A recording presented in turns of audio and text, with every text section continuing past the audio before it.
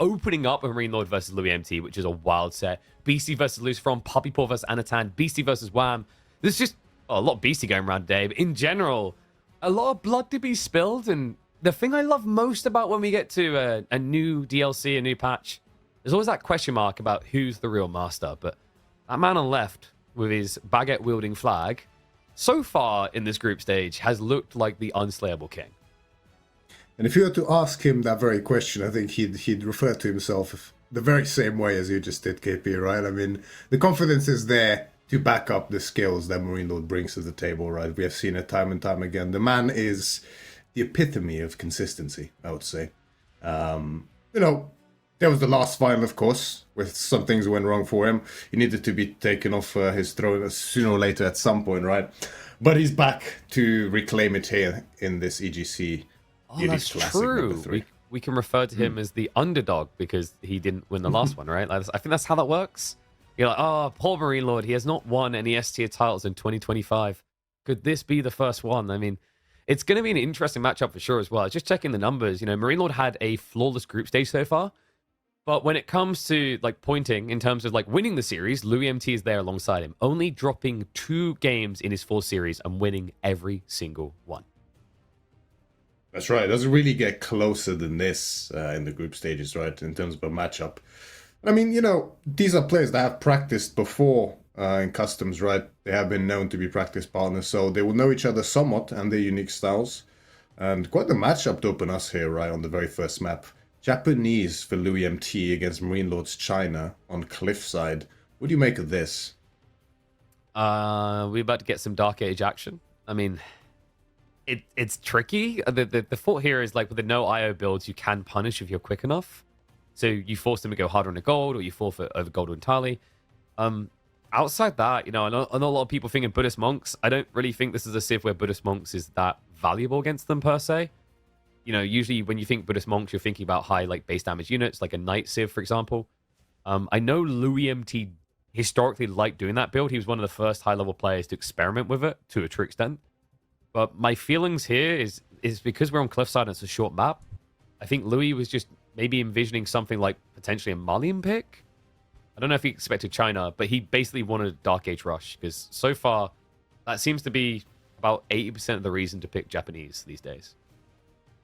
It's true, right? There's just so much value to be gained. Not only can you maybe, if you get lucky with a gold, well, MarineLorD unlucky in this case, you can get there very early, even denied the necessary gold needed for age up, and then you get into sending 5 vills at a time, extra idle time, even if you do get the gold to age up. But then there's the day pushing as well, right? Yep. That's a very secondary use, very, very useful secondary use for those spears. If you do decide to put on some aggression, and then you can no longer do so after you push them off of the gold. What do you do with the spears? Well, normally there's a very safe initial deer pack, which is very close and easy to shove. The second ones are normally farther away here on Cliffside than on other maps. But, it has been known that the second deer pack also can get pushed in if it's not disrupted by the spears. But loading in, MarineLorD in the color blue towards the eastern side of the map as the Chinese up against Team Elephants. Chinese Wunderkind, loueMT on the pink Japanese in the western side of the map. That's right. Wielding his next door neighbors, the Japanese, and he will wield them for aggression on the opening here. We have got the racks drop immediately into the spinning being queued up, and look at that spawn. Dare I say it, MarineLorD not getting a MarineLorD spawn, a forward spawning gold against a Dark Age rush. Exactly. There's no remake being called yet that we can see because of this spawn, right? Surprising yet so far. But the spear is going to make its way across the map now. Very short distance on Cliffside, right? So this spear will be there ASAP. MarineLorD definitely expects some kind of shenanigans here. He's not going to be too worried about the amount of gold he can get as long as he gets enough for that age up. And the value of these Japanese players, obviously the 75 wood cost means you're already into the second spearman a lot earlier than most civs would be, and that second spearman is going to be crucial here to forcing the rotations. MarineLorD is going to get the shivs out. Gotta be careful though, with that second spear much quicker on this civ than most others. Yeah, this is the correct reaction. Just pull more for gold. Now we have to remember, it's not enough to get the 200 gold, he needs enough for Mr. Taxman as well.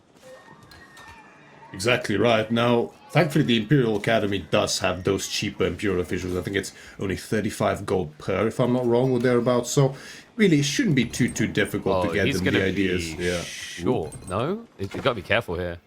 He'll be short. He still has some higher health villagers that he can spare to pull here, but it is getting a little bit tiresome now with the amount of idle time, right? Like this is adding up a little bit. So, yep, it's not. Oh, Yeah, yep, just short. Yeah. So he will need to make another little trip quite soon. I mean, he will do so, right? It won't be too big of an issue, but thing is, you know, depending on loueMT's approach in this game, those low health villagers could prove to be a real thorn in MarineLorD's backside. Yeah, and look at that. MarineLorD, he goes out to the East Gold instead of trying to come back for this one with a single villager. Smartly played there. And it makes sense here. So there were some thoughts. You know, MarineLorD could have gambled on that gold vein with the thought being Louis is busy shoving deer and probably would have got away with it. But it's not worth the risk if your opponent is camping with all four nearby. And, well, we can see it is about that deer shove. loueMT is going for double deer shove simultaneously. A man with his APM is certainly one that's capable of doing so, but MarineLorD, quick on the draw, he does realize that his own deer are getting shoved now. I mean, that is quite the stretch to try to get those back, but as long as he puts them even slightly out of position here on MarineLorD's side, loueMT will be relatively happy about that. I mean, there is likely some pro scouts on the cards for MarineLorD once he does go back out onto that gold, maybe starting with an archery range to push the spears away. But we have seen some players start to skip pro scouts as well, right? Even with these civs that are known to pretty much always go for them, like China, like Jushi, we have seen it sometimes not prioritized as much as before. Yeah, and usually that's because you get the deer shove in. So China is definitely a civ that sometimes goes for that. They're forced to the spearman early. And this situation as well, just shoving the deer up in this high ground means spears can actually block pro scouts quite fluidly. The other interesting detail to think about why Louis done this, like why even think that you could get the deer across the map, is because this now goes unguarded, unseen. MarineLorD isn't over here laming the deer like you'd normally expect against these Dark Age rush openings. It gives Louis an opportunity to potentially get the deer all the way into the base. Once he does get them into the base, the options really open up here for Louis, right? I mean, there's a world where you can try to put on a lot of aggression here as the Japanese. There's quite a lot of fruit to be gained from that. Against China, it's a bit more difficult, of course. They do have access to, you know, very fast production with their IOs, as well as Zuganu later on, if they do go for that Song dynasty. But something else that the deer being shoved all the way under the TC allows is, of course, a very fast and safe castlage, which is something the Japanese are known for by now. Yeah, a little bit of a tricky deer shove in the end due to that cursed little tree line. Looks like someone will get lamed. We do have Kura Storehouse, so there's been a pretty heavy pivot away from Coca Township. The meta was well and truly embedded within that idea back in Season 9, but I think part of it is because of the change around pro scouts. Maybe it being a bit more deniable means gradually building your own safe food at home became more worth it. But the number one thing I've noticed is whenever you open this Dark Age Rax Rush, it devalues Coca because you've now already given your opponent a reason to build archers, which would count the Shinobi as well. Exactly right, and really getting value out of Shinobi. We have seen players utilize them in different ways to extract that kind of value to the point where it's justified over going for the Kura Storehouse. Can be difficult against something like the Chinese. You, of course, have the hand cannon slayers not only from towers, but the TC as well. And as we mentioned, you know, the spear's already on the field. Prime reason to go archers, and with them being, as you can see, producing extremely quickly thanks to that Imperial Official supervision. Shinobi might be hard-pressed to find any kind of damage if that was the choice. Yeah, it looks like Louis is now going to just be going for the classic hunker down. He did get the outpost on the forward.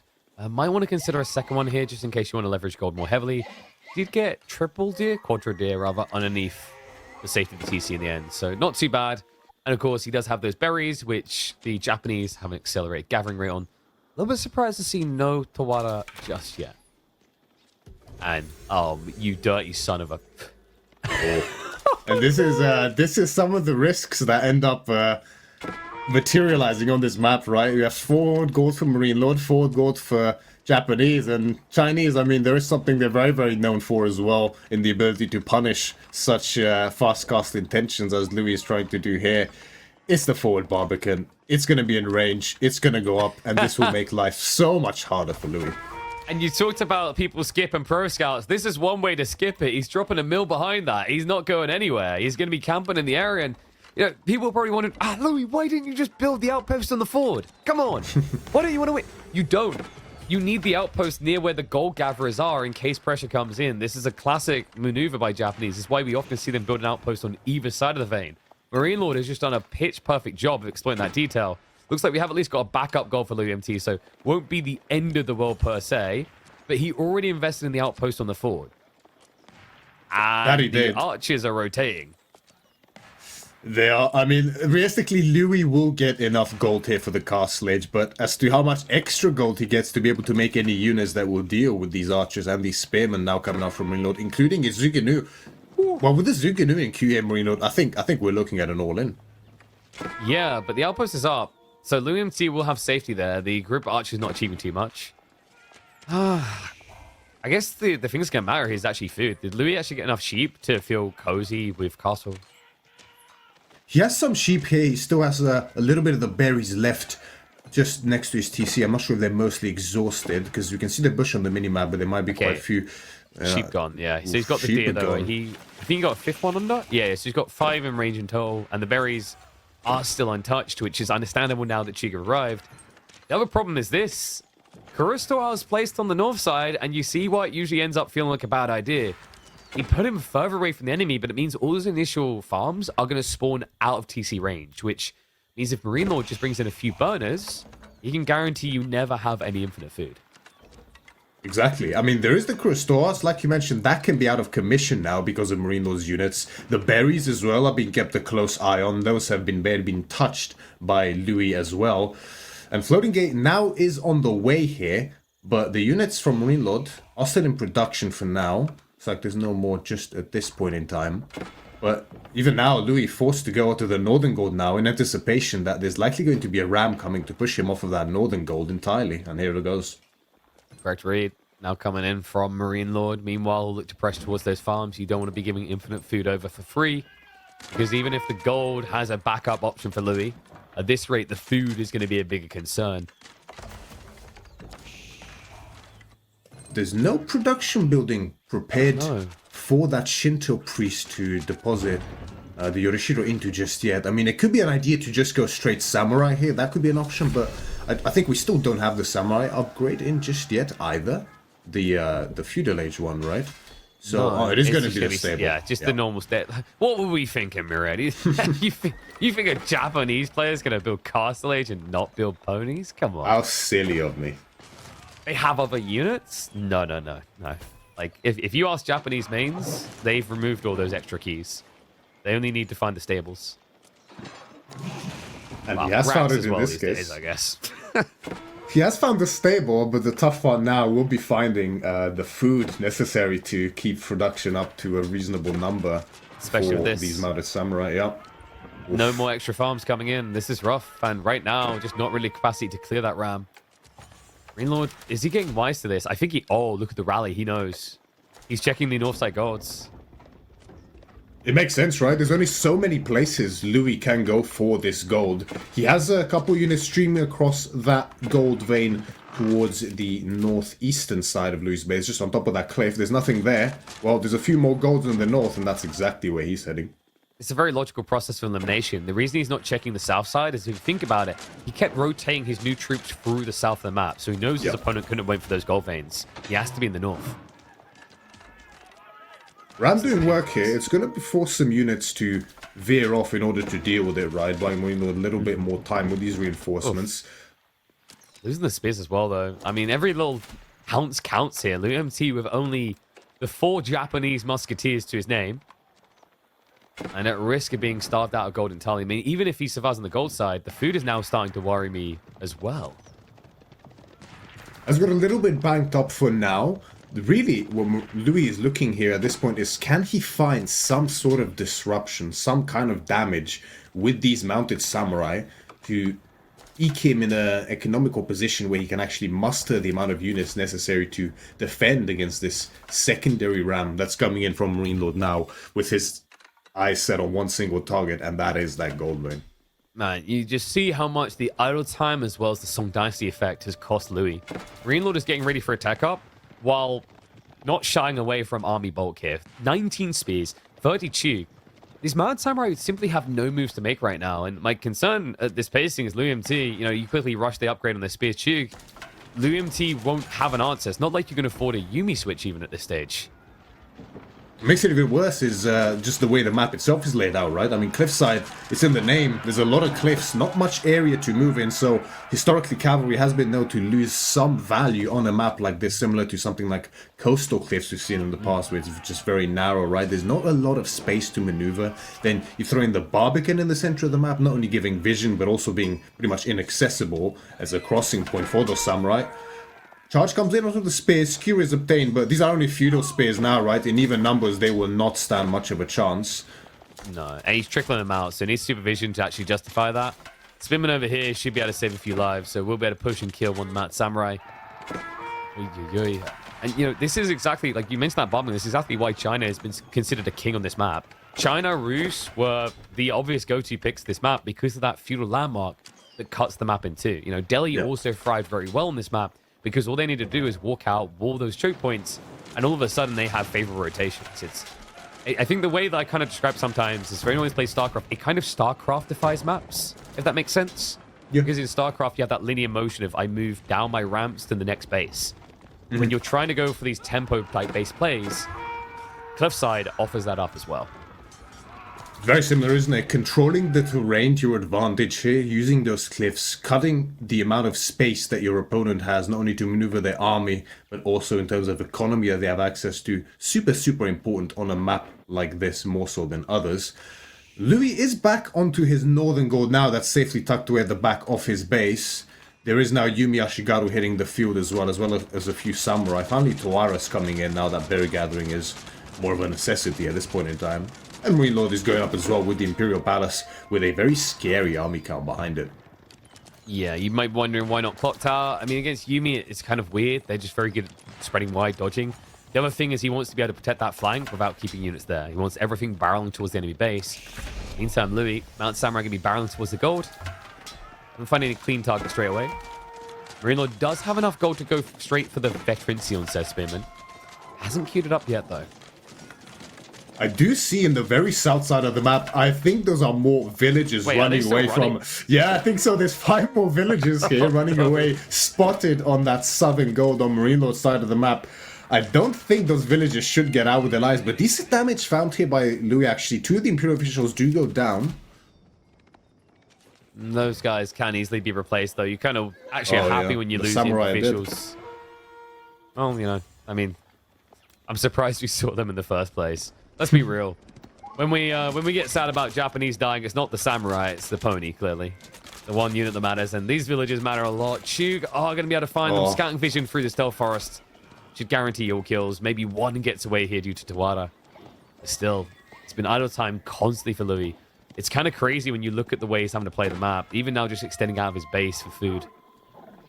The constant idle time, and now on top of it, losing the very villages that have been idle this whole time as well. It just feels so painful now for Louis. Behind this, of course, MarineLorD on that Song Dynasty with the boosted villager production speed is going to eke ahead even naturally in terms of counting. Yeah, nice raid. No, I think Louis, yeah, he got distracted because on that south side, the archer pinged him there, so he's looking at the wrong side of the map.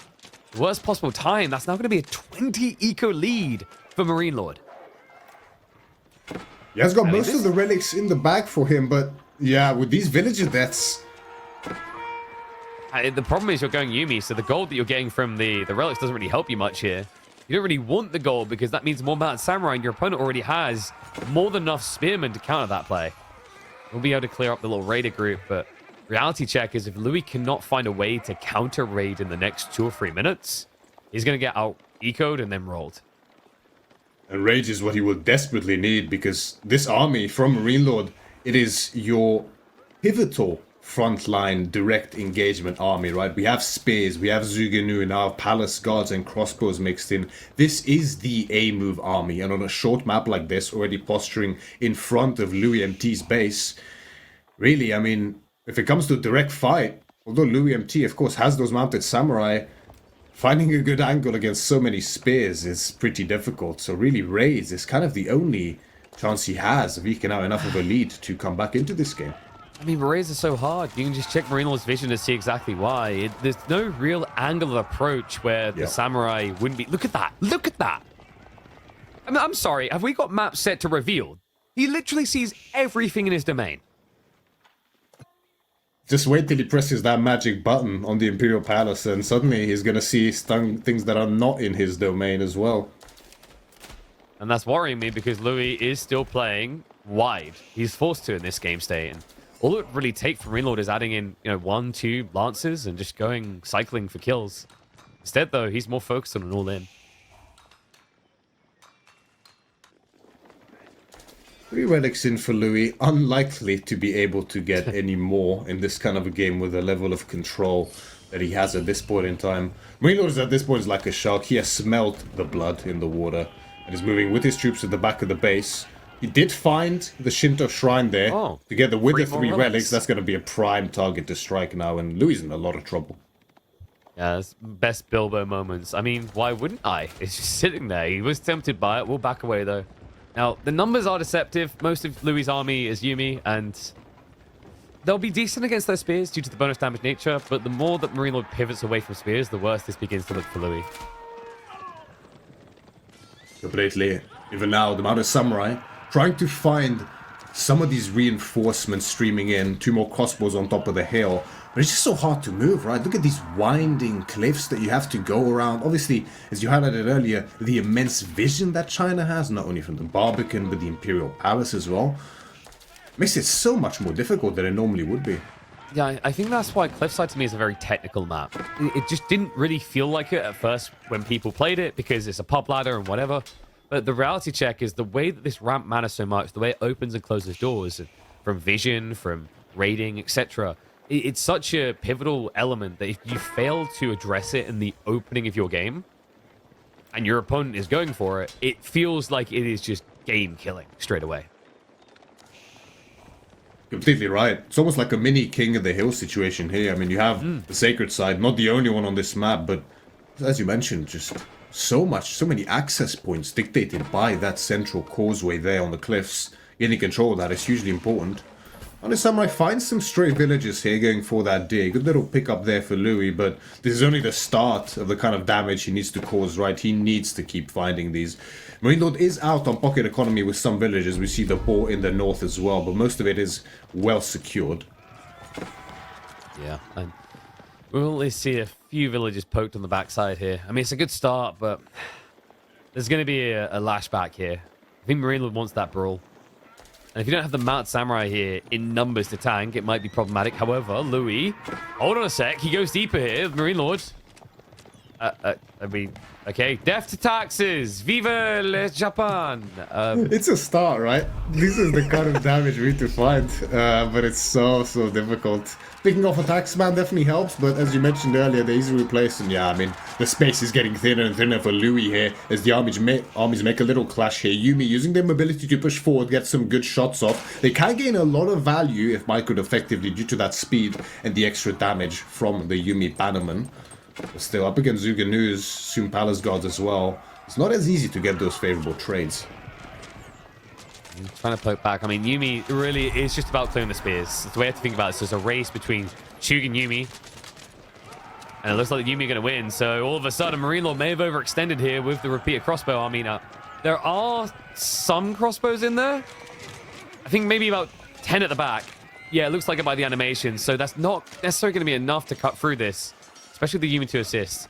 I like that from MarineLorD. He says, there's one thing that matters, and it's getting the crossbows out alive.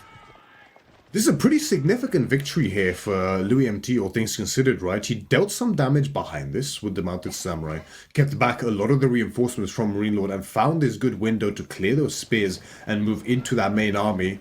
And now it's manifested in the army counts, right? MarineLorD suddenly finding himself not only behind in raw army numbers, but significantly in army value as well. There's like another big problem for MarineLorD with that toss away. Disposing of the Chug instead of the crossbows, mathematically for cost makes sense, but what it does is enables the Yuumi further. Chug was a counter, now you don't have that. Crossbows are not going to trade that well for cost. And then you have the spearmen remaining that will still be countered by Yuumi. You pretty much just open the door for Louis to double barrel with Yuumi into the base. Even Palace Guards are not really a good option here, and only do the Mounted Samurai deal well with them, but, you know, with that reduced armor that they have, even the Yuumi will do pretty good sees damage this. against them in these counts. And yeah, If he sees that farm transition right now, this could easily be loueMT with Nico lead. But MarineLorD, he readdresses the threat at the perfect moment there. Louis pivoted north instead of south. No scout, so he doesn't know. Those on the ball. 3 of them do go down there as well. These little chinks in MarineLorD's armor are showing now. And they can start mounting up. Luckily, MarineLorD does have that keep on the granary transition behind his base, so that will keep most of it relatively safe. But there are still angles there for Mounted Samurai to get in and really cause havoc. So MarineLorD gets a stay of execution. A worrisome moment here, down militarily, and although we talk about the Yuumi being devalued, the reality check is until he has a decent counter to them, some sort of unit that doesn't feel like it's too squish against it, the Yuumi are worth their weight in wood. So for MarineLorD, that would be things like Horsemen, Lances that come to mind. Realistically, with the granaries online, Horsemen could actually be an achievable goal. And there's something I think he will need behind this as well, right? You definitely need cavalry against the Yuumi. Men-at-Arms do not do a good enough job because of that move speed. It allows them to kite so cost efficiently over the course of a fight. So you definitely need that extra mobility from cavalry in order to shut them down. Now Louis wants to reassert control over the center here as the Barbican is getting rammed and torched down. And the Sacred Site is going to be the next point for grabs for him. The army's starting to arrive, but Louis doesn't seem to give a damn. Happily pushes him away. Decap also on the Sacred Sites. I mean, Louis, when you think about the passive income here, Yorkshire drops as well. He is remaining competitive with the Chinese. I mean, you can see it on raw income as well. On top of that, we should be approaching the point where the extra daimyo adds in soon, which will mean these Uma Bannermen getting a substantial DPS buff. That's right. And with the Barbican down, the entry towards MarineLorD's base opens up even further here for Louis, as a second ram is now being constructed by the Yuumi in the field. Ram in the north side, denying that tower and maybe the monastery as well, being torched by one lonely villager who has his job cut out for him. Tier rams as well. I mean, this is just going to allow him to race into the villages quickly. Like right now, MarineLorD's sole goal is to bulk army as swiftly as possible. We do now have the Nest of Bees. A little bit tricky though. MarineLorD, although he's got a lot of crossbows, a lot of bodies, he doesn't really have a big front line to easily stand there and take a walloping. But this is what China does at the end of the day, right? They use that food that they got from the day for that map control, and after it runs out and they get the transition going, the Nest of Bees start coming out to ensure that that defense is possible. As you mentioned, very little frontline here for MarineLorD. There are 10 Palace Guards out now, which is definitely better than nothing. The Nest of Bees should do quite good work against Yuumi, but it is only one for now. It's so difficult to reach them as well. They're disengaging so fast, and it's also staggered formations. I mean, I've lost count of the games in the past where I've just seen Yuumi run into Nest of Bees. They're that quick. And there's the thing is, technically you'd think Nest of Bees is an easy counter because you need less hits to kill Yuumi, but the reality check is there's just so many more of them that even your widespread damage ends up not feeling quite good enough. Yep. I think more Nest of Bees will be needed here, for sure. Essentially, the level of commitment you make to Nest of Bees determines the amount of space you actually have to maneuver around the map and the base. The more you have, the safer you feel actually leaving your base and getting damage done, as long as you have the numbers in army to protect those Nest of Bees, of course. Which now with 40 crossbows and 12 Palace Guards, it's starting to get there, right? You see the challenge he has here, right? Like, what is the difference between their two compositions? One knows how to run, and one limps with both legs. Crossbow slows you down. Nest of Bees slows you down. Like, MarineLorD's biggest fear here right now is he hasn't secured the flanks against a raiding composition, and the fears are about to get bigger than that. loueMT is going to switch it up. Where, with this economy, has he managed to get Imperial Age? This is something that's underestimated about the Japanese, right? With that daimyo in at this point, level 1. I think level 2 is in now. Yes, level 2 is in now as well. Those Kura farms are working overtime. And obviously they've been adding up throughout the course of the game, now providing wood, the Kura storehouse is, for additional farms for him. There's still some food left on the map here for MarineLorD, so this imp could be a little bit greedy here. But this is what map control allows you to do, right? You mentioned yourself, the very slow army for MarineLorD. Very strong on the defensive, not so much on the offensive. So Louis feels confident enough to go up here. There is one risk with this. He chose Tanagashima, not Castle the Crow. He doesn't have a castle. He also didn't get level 3 done yet. So there is, in theory, for MarineLorD, a dive point on offer here. I'm not sure if he's going to be able to find it quick enough, though. The elite techs are already in the way, and we have to remember those being accelerated by the Yorishiro drop, so it's not going to take very long for loueMT to at least get his Mounted Samurai fully upgraded. Well, the Yumi upgrade on the way as well. They're going to gain a significant bonus to damage as well. This is so painful. I mean, you know the upgrade's on the way. Normally, like, you know, you've got knights and you see someone's trying to upgrade, you punish them. How do you punish this? Oh, no, he's coming. Just leave. Yep. The movement speed on the Yumi. Such an understated advantage of that unit. You know, most people historically have been very critical of the unit because of its, you know, lower damage, lower health. But the cheaper cost and the move speed, if utilized properly. Oh, especially with the recent buff. The extra 5 off made a huge difference. I mean, it was food buff as well. Costing less food is even more important in the early game because food is the thing that you're limited. Would you have an abundancy on most maps? So just a smart, crafty change that actually breathed life into what felt like a pretty dead unit and a dead Civ. Exactly right. And really, I don't even think it was needed. It was somewhat underestimated before. I mean, 5 food saved off the Yumi. Definitely significant. But even before that, they were a very capable unit if utilized well. I think the problem is people saw Yumi almost like they were thinking in the same category as a longbow, like it wins the game. It doesn't. It raids the game. You avoid the threat, and you build a lead, and then you tech, and you have 30 veteran Yumi now to barrel with. This is getting ugly. Elite upgrades in. MarineLorD knows he needs to catch up, but a 2 TC choice feels like it slowed him down. The Nester Bees are going to give him some respite here, right? They will make it still so difficult for MarineLorD to find an effective angle to push into the base and into the army, especially with the choke points that these cliffs are affording MarineLorD in terms of maneuverability here, working towards his advantage. Look at this, Louis. I think he actually rushed it with the tickets. So Bombard's coming out in a rush. And remember, folks, these are not clock tower Nester Bees. They can't take a beating. Oh, this feels painful as well. Once Bombards arrive, you feel like you have to attack. Otherwise, you're just playing 10-pin bowling and you're the pins. Exactly. The closer they roll to your base, the more damage you're going to take. And this fight, I mean, MarineLorD has to take it here. It's not so much of a choice of efficiency, but more of a necessity here for MarineLorD, as it is not looking good, right? He's got some cover in the back here, so maybe, but he doesn't go for the. Does he go for the Bombard? Yeah, he did splinter it already. It's down. That's one removed. loueMT, not many Mounted Samurai left. He's leaning harder and harder onto the Yumi. That's where the Palace Guard can absorb quite a lot of blows here. Another Nester Beast does arrive for a flurry of shots. It's double Bombard once again. And what you're going to see is, as we reach the tail of this fight, MarineLorD's going to be left with only crossbows, which will not be a solution against Bombards. Yep. A lot of the army count is looking decent here for MarineLorD. We have to remember, he's a whole age down now, right? So naturally he's going to have a slight military advantage in terms of numbers. But the quality of those units and this trading back and forth that they are doing at this point in time, it will only favor Louis more and more as this goes on. So MarineLorD has to find that age up behind this and somehow survive at the same time with these Bombards now with Reboldaquin on the field as well. There's still 3 sacred sites locked in for Louis behind this. 4 minutes, 40 seconds left. That is so much gold, KP. It's ridiculous. And, you know, this is something that gets slapped on with Louis. He's actually one of the scariest Japanese players in the game.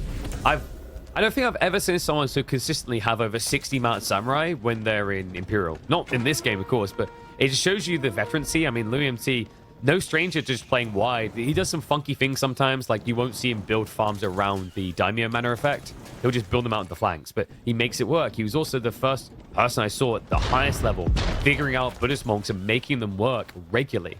So don't make a mistake of thinking this is a dominant Civ against, you know, a throwaway Civ. loueMT, this is to a certain degree comfort, and he's starting to look cozy the deeper in the game we get. And you can see Clash about to start in here. MarineLorD trying to buy himself a little bit of space by pushing back Louis' army here, trying to get those Bombards away from his base. But the Bombards are now working on the Nester Bees. Yep.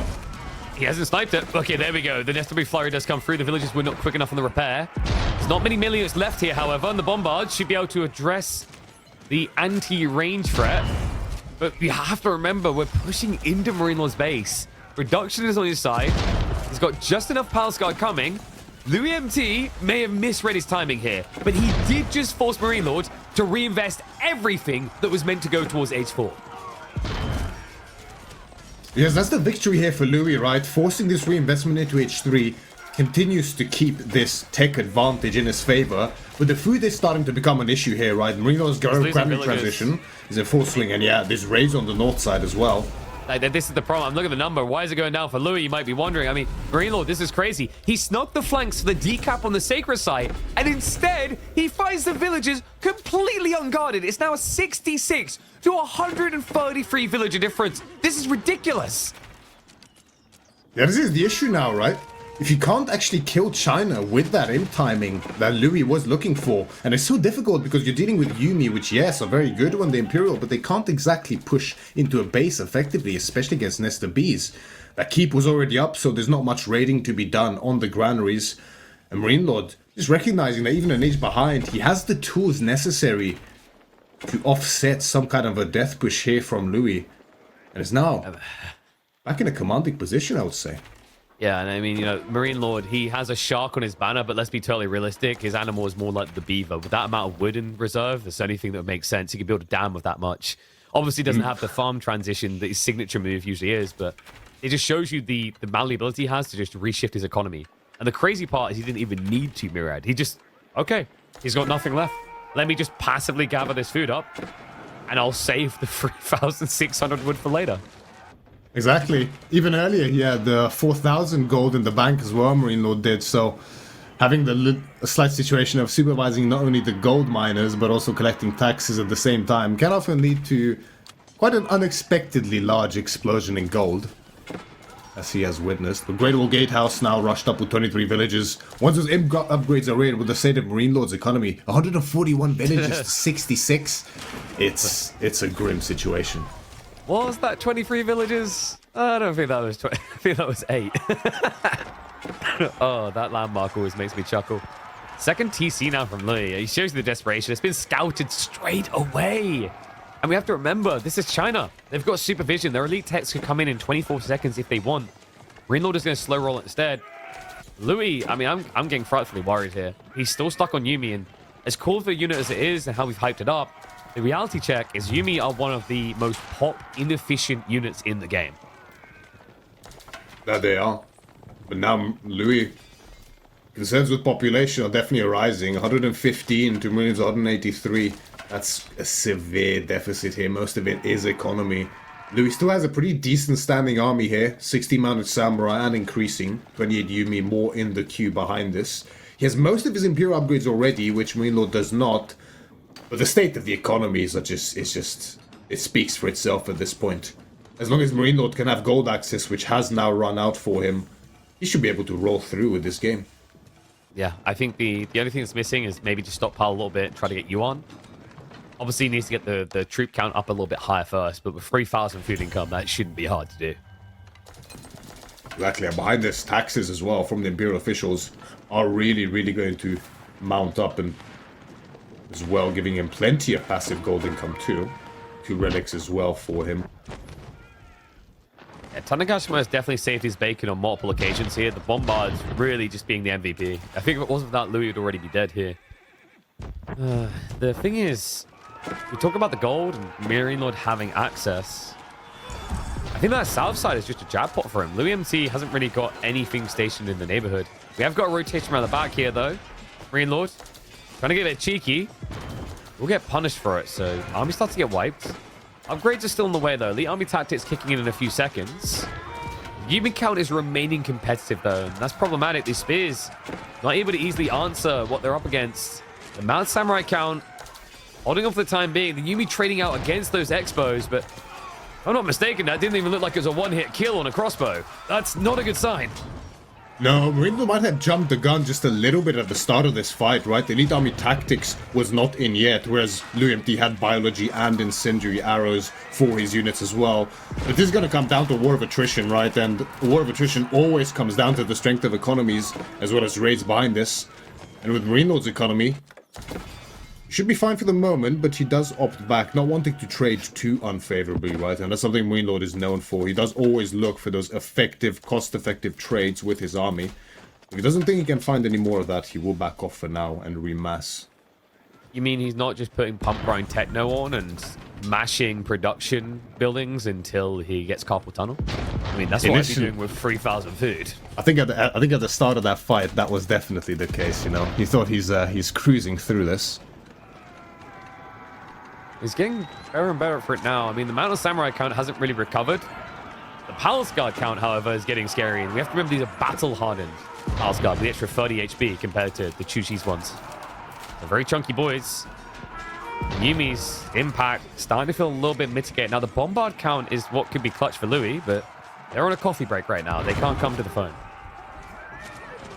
Now, these Yumi, they may not be very cost efficient in terms of their cost and power, but with how cheap they are, they can get a lot of value from this constant barraging with the incendiary arrows. But the problem is going to be that economy, and these armored Palace Guards with the extra HP that MarineLorD has eventually will allow him to break through this thin wall that Louis has at the front of his base. You know what else would be pretty nice right about now? Some bannermen. loueMT's fighting without them now, and that's problematic. Like, that at least makes Yumi somewhat competitive here. Decent at least at taking out crossbows. The thing you have to remember is crossbows, they are good, but also can sometimes feel bad, especially against these archer comps now in the newer Imperial Age with things like Silk Bowstrings, because the reality check is you don't have something that increases your health. It's not like biology or elite army tactics. You get more damage into their areas, but very vulnerable to these outranged situations, which is where I think archers have been rebalanced to be a lot more impactful and valuable than they ever have in the past in Imperial. Exactly right. And that was definitely the case earlier on, especially when Louis was an age up in terms of tech. That is, of course, no longer the case here. The only thing missing here for MarineLorD is some siege to start breaking in this base of loueMT. A lot of forward production here, a lot of the stables, some houses as well. Not that Louis is too worried about getting pop blocked at the moment, as he's still pretty far away from reaching the max pop, unfortunately, finding himself struggling. 3 bombards are going to do a lot of work against this Palace Guard front line. Yeah, you have to slow it down, because whenever the bombards get this type of fight, it's just you're timing it perfectly for them to reload and shoot the next guy, you know? It's almost like you're playing a MOBA. Like, we're going to send just a few units down each lane every 30 seconds. You're like, oh, great. I've got a shot for each of those. We do have that coveted Yuan dynasty coming in behind this for MarineLorD. Astronomical clock tower now on the way with 5 villages. The extra building speed of the Chinese will help there a little bit, make it even faster than it would normally be. But with the Yuan dynasty, I mean, these palace guards are going to just start flooding everywhere in Louis' base, and he just does not have the economy not only to sustain behind this, but also to actually secure his base properly with any keeps. Yeah, and that's the classic late game Palace Guard Yuan, and you don't have stone walls. Why are you in the game? And he's going to start to feel that a little bit. I mean, you can see the way he's extended his farms past the second TC towards the west corner. And, you know, it used to be the answer for Japan in this matchup to that problem was you mirrored with Ona Bugeisha. It's not great into PG, but at least you had the mobility to match them. How on this type of food economy could you ever mirror Palace Guard with Bugeisha? Especially tough because of the Chinese base, right? You run some Ona Bugeishas into that Great Wall Gatehouse. Oh, yeah. They'll be toast before long. They'll be fertilizer for the farms is what they'll be. Exactly right. Nice and charred already. Now the bombards, an understated advantage is the amount of damage they can do to melee infantry here on the front line. So they will do good work in holding there, but the numbers just do not lie. Yeah, it's no not front long line for for this Louis. world. He has got a Rolderquin again. Can we please shoot the right thing, though? Okay, we got 1 PG. Scared him. He won't be back. What do you mean he's killing the rest of my bombards? Hold the phone. Oh, it's going to be all bombards down. Okay, so we're going full Rolderquin, which would be good if MarineLorD didn't just immediately queue up bombards himself. Yeah, and the bombards is what he needs here, right? He can keep pushing into this base, but realistically, I mean, he will trade somewhat resource inefficiently as long as he does so. If he does not have siege behind this to back his army up to start fighting on his own terms next to the siege instead of needing to dive. I will say it is insane that Louis is not dead. Like, this is getting ridiculous. Yeah. It's still a 60 villager lead. There's maybe an argument that MarineLorD could have benefited from just slowing down, deleting a few villagers, getting extra military, and then going. But I think maybe he was paranoid about the raiding threat. Also, there is always things like the Tanagashi Gunsmith, and we're seeing the impact of that particular landmark with these bombards, with these Rolderquins. A lot of value to be gained from it. Big run by of Yumi. Tries to Yumi? go unchecked here, but... oh no, oh no, no. Yeah. Your value is in running, sir. Why are we not running? They're the ones that get out-mobilized in this instance as the Yuan Dynasty Palace Guards and Spearmen find a nice angle to wrap around the fully. And behind this, Louis' gold gathering is here as well.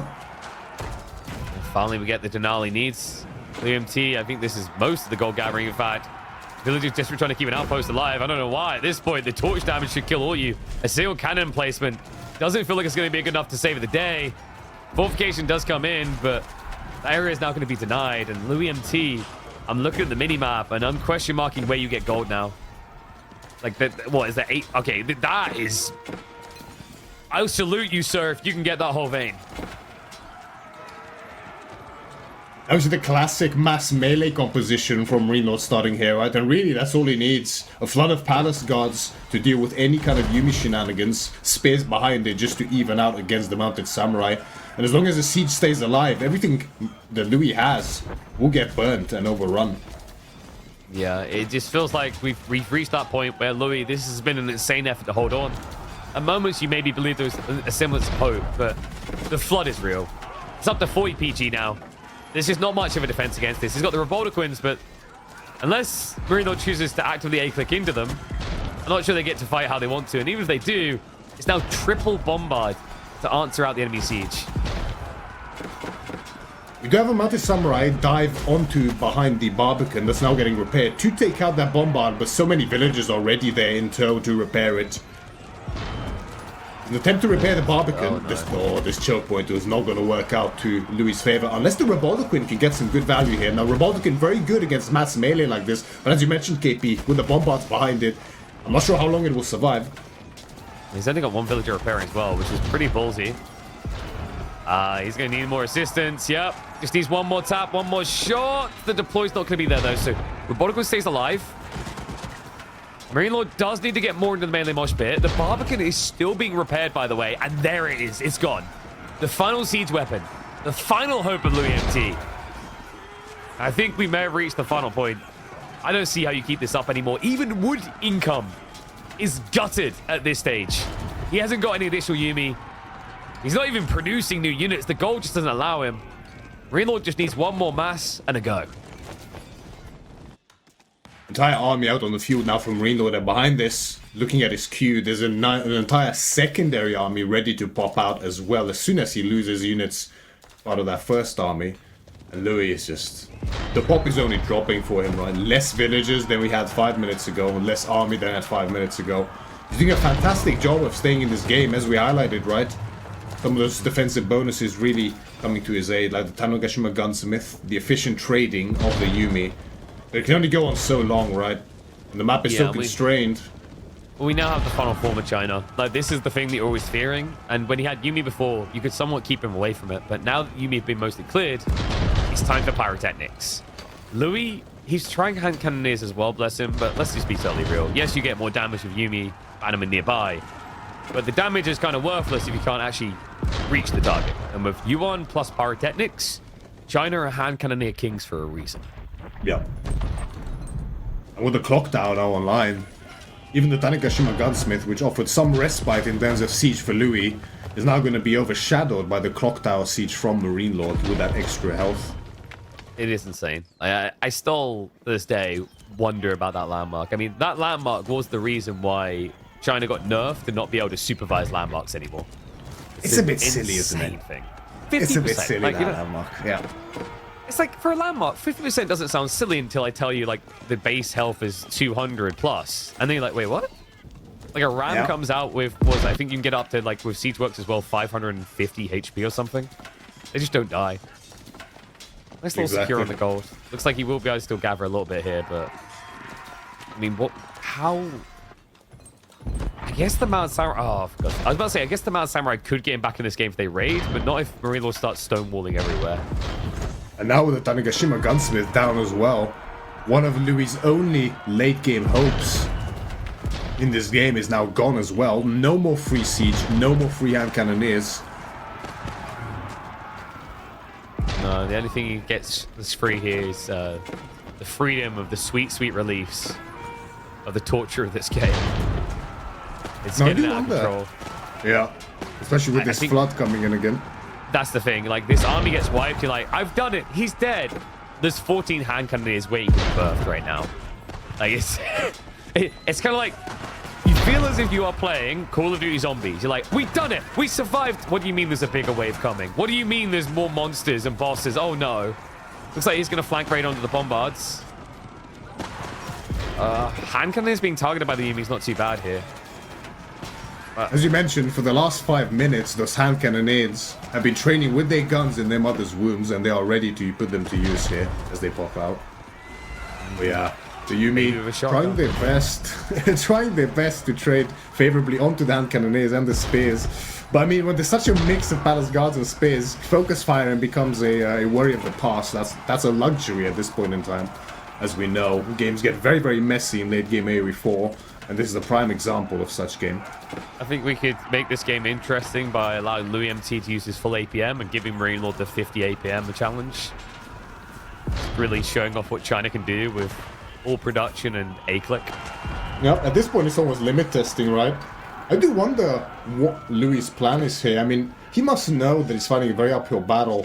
What if he's taking some time now to think about the next game maybe, or try to tire MarineLorD out somewhat, of course. loueMT does have the advantage of age. Maybe he thinks that MarineLorD will eventually run out of gold as well. Yeah. It's going to be a long way. I mean, in theory, it's possible here. It is bloody impressive that he's held on as well as he has with such an eclipsed economy. Like, it's ridiculous because constantly MarineLorD has been equal or ahead on army, and yet somehow Louis still been able to put up a semblance of a fight. But this is it. GG gets called. The end of the road in game number 1. loueMT likes his late game maybe a little bit too much, even when he's losing. See, the economy count tells quite the story there, right? The Song Dynasty allowing MarineLorD to get out ahead very early on in that game in terms of villages. And normally, loueMT is the one who should be raiding as the Mounted Samurai, which he has done a very good job of, but MarineLorD was no slouch either. Especially once that Yuan Dynasty came in, and those melee units running rampant unchecked in Louis' base, which is so much harder to secure than the Chinese base, right? I mean, in general nowadays, it just feels very hard to secure those stone walls. Wooden walls earlier, obviously a lot harder to build since the start of Season 9. And Cliffside is that type of map that will stretch you wide quite fast. So, you know, unless you want to rush out, build palisades and the choke points, there is going to be that vulnerability, which is what I think Louis tried to play towards in that mid-game, even when it started to look a little bit shaky. But in the end, GOAT can't be denied. MarineLorD taking an early lead here, and he's protecting that flawless streak. Next up, you would have thought maybe an opportunity to put a dent in that. Because I don't know about you, Myriad. I feel like Relic River is unintentionally made for Mongols. Unfortunately, Delhi are just as threatening thanks to that shoreline fish on the south side. The shoreline fish, I think, will play quite a big part here on this map, in this matchup specifically, right? Because normally it always spawns the river so close to that southern sacred site, right? So some boats could really, really influence any kind of skirmishes that happen around it. Now, Delhi against Mongols, typically very even matchup historically. It has favored one or the other at different points in the past. Very map dependent as well. Not that straight can be an option here for the Mongols. It can be an option on this map, but it's not ideal, right? Especially with the amount of, the food as well. I think the challenge here for Mongols is if you open racks, the fishing boats can technically protect the dock for Delhi, right? So if Delhi goes fishing. And the alternative is, like, what? You try to outpost rush it?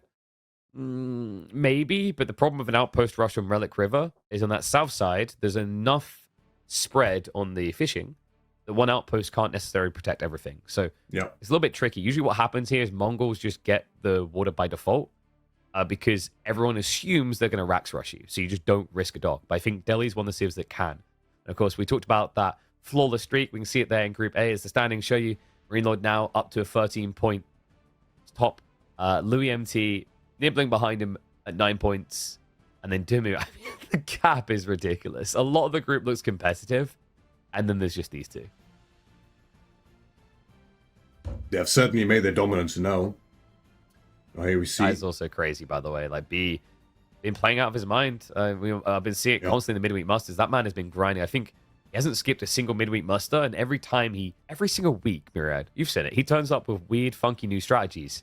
And every time you're wondering, is like, is this what we'll see in an S tier tournament? Is this maybe the strategy he has in mind? Crazy, crazy lad. And glad to see the grind is paying off. You know what?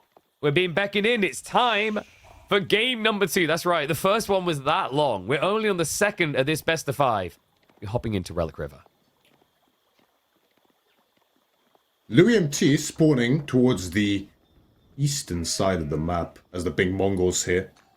Up against MarineLorD's blue Delhi Sultanate in the western side of the map. We do have MarineLorD moving in with that villager towards that dock. Love this. So it is going to be a dock attempt here from the Delhi, right? And as you mentioned, those arrow ships, especially with such a thin lake here. Not lake, sorry, river. It's more of a river, that's for sure. Those arrow ships can do good work in protecting arrow fishing ships. If that passes for a lake, I don't want to think about your childhood. Like, mummy and daddy got me a swimming pool, and it's literally just like, you know, like a little washing up bucket. It's so the stream where the rain runs down after a rainy day, you know? They just form like a crater in the ground. Oh. It's like, yeah, we've got a whole river going through our garden. It's literally a puddle. Calm down. But yeah, the interesting thing about this play is it's actually quite effective against Mongols just going for a Rax Rush. They have to rely on the outpost, I think, because by the time they get the first spinman out, you should have at least 2 fishing boats here. And as well, the other important detail is that Scholar, he starts in the dock, so you don't need to run the villager home. So I wouldn't be surprised if Louis just ignores this entirely and goes for a feudal village instead. I just think Delhi are a secret beast when it comes to this play. I mean, I've seen Mongol versus Delhi on, for example, Dry River. Great map for Delhi. You can't rush them. And to re-emphasize it, the reason why Mongols look good on these type of maps is because they're meant to get the dock. They're meant to be the person who just gets it for free because you don't want to fight them. And on top of it, the Mongols need that extra food so much more than the Delhi, right? The Delhi already have the boosted berries that will tide them over pretty well. On top of it, of course, any external berries will be boosted as well by their mill. They can quite easily get the free pro scouts after a little while as well, bringing safe deer back home on top of it. So on top of having access to that pond, that could be an advantage that may be a bit too difficult for Mongols to overcome here in these early feudal skirmishes, which there will definitely be plenty of, as Delhi will look to take those sacred sites ASAP. Yeah, and then the other thing around that food you mentioned, it's not just they gather the berries, it's the fact that their scout doesn't have to come home. So normally, you know, you think, oh, Mongol's great, Khan moves faster, maneuver speed arrow, Falcon, I can see the sheep quicker.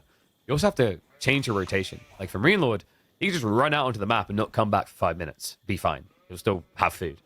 But Louis, if he does that, his people better be okay with the idea of eating rocks, because it's the only thing they'll have in range. See, now this stone's on the way for Louis at this point in time. MarineLorD inching closer to that age up himself.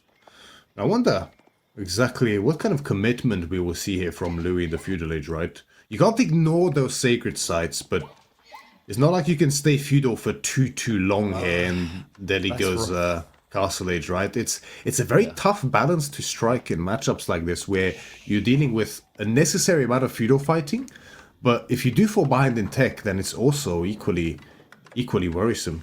Yeah, you have some big issues. So first of all, that dock on the south side next to Sacred Site is just going to allow a bit of Benny Hillsing when you go for the capture. Oh no, Keshik's come in, run inside. And obviously archer ships can protect this. So that's almost just a written conclusion that MarineLorD should get that unless you want to all in him. So that leaves 2 Sacred Sites. Both of them are north-leaning. In theory, that means you could do something like Spear Archer, but in reality, they're further away from your base. So we're likely going to see him going towards Keshik's.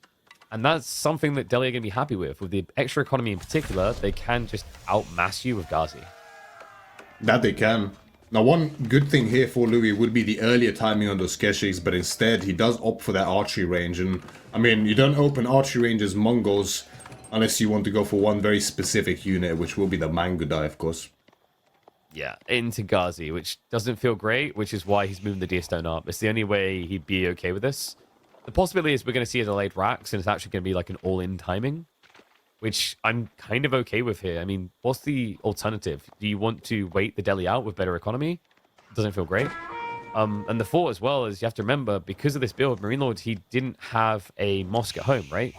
Because he built the dock, which means he doesn't have key techs coming in already, like the extra HP or Sanctity just round the corner quickly upon tech up, right? He's going to have to choose, basically.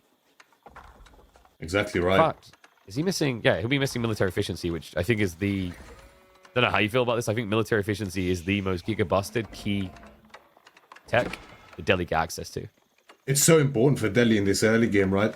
Because they have to invest into these production buildings to make units.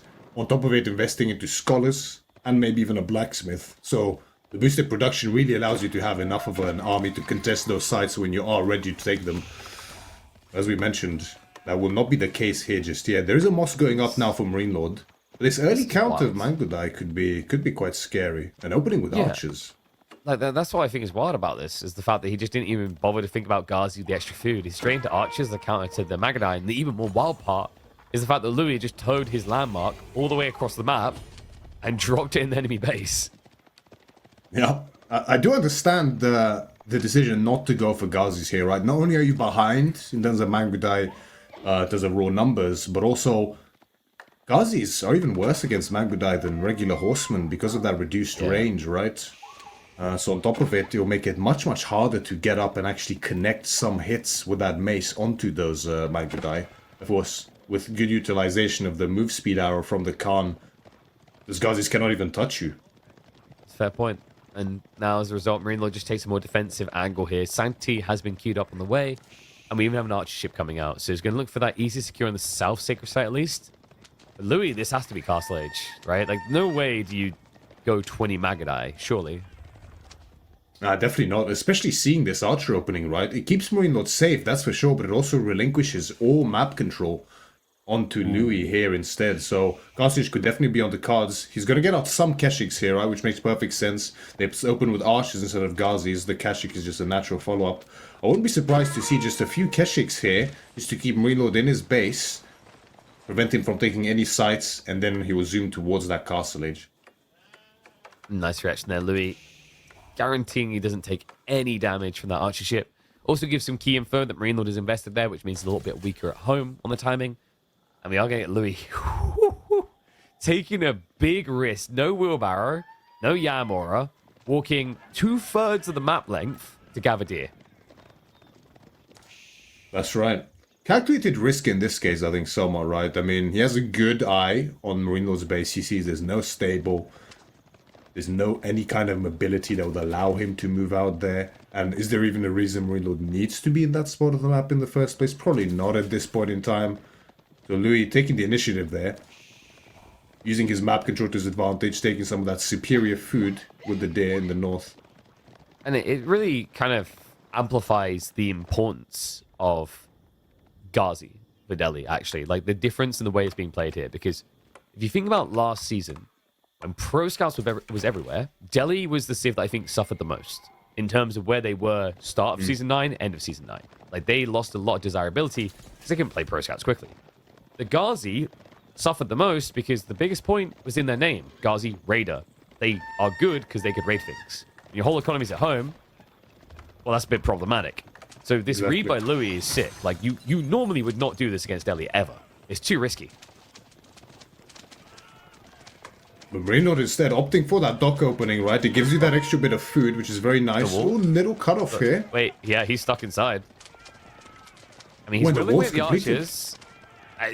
And now he gets the bad... Wait. Oh, there's a gap. Oh, no. So close, yet so far. Now. Oh, my... How did... I can't believe that. loueMT with the timing there. Okay, so... I mean, that would have been kind of a little bit of a death stroke, losing that many Mangudai this early, but instead, keeps the dream alive.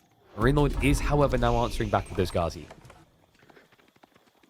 He's starting to hit the field now. This is what MarineLorD will really need to be able to move out, right? It feels so difficult to play infantry, archer, spear against such a mobile composition, especially when you're behind in numbers like this because of that start, right? That's the trade-off you take as Delhi when going for this opening dock. Normally, Delhi has a bit of a setup time already, even when not going for that dock, and going for the dock gives you that extra food, but it'll make that setup time even longer as the behind this good job by Louis, the sacred site gets denied. Yeah, and you see the piety pain, i.e. not having it. Like, that Scholar is just basically one more attempt away from death already. And the mesh also on the way, so you can see loueMT, he is transitioning. Mass Archer is going to be the goal, but I mean, MarineLorD has Ghazi on the way, so technically has the answers. The Spearman count starting to feel like a bit of an overreaction by MarineLorD compared to just getting more Ghazi. Nice thing with the Keshiks is that even against the bonus damage to armored targets that the Ghazi have, they will still be very favored in a direct fight thanks to that healing, right? So theoretically, Louis can just play pure Archer Keshik here, similarly to how French would play Knight Archer. But the caveat is, of course, making sure that those spears are sniped, because otherwise it makes it very, very difficult to get a good engagement. I just still proving to be a little bit of a pain in the ass, trying to force MarineLorD to recommit to the wall. And always stopping him just shy when he get it. Louis, I mean, is the win condition now to go castle, or is there a feudal all in here?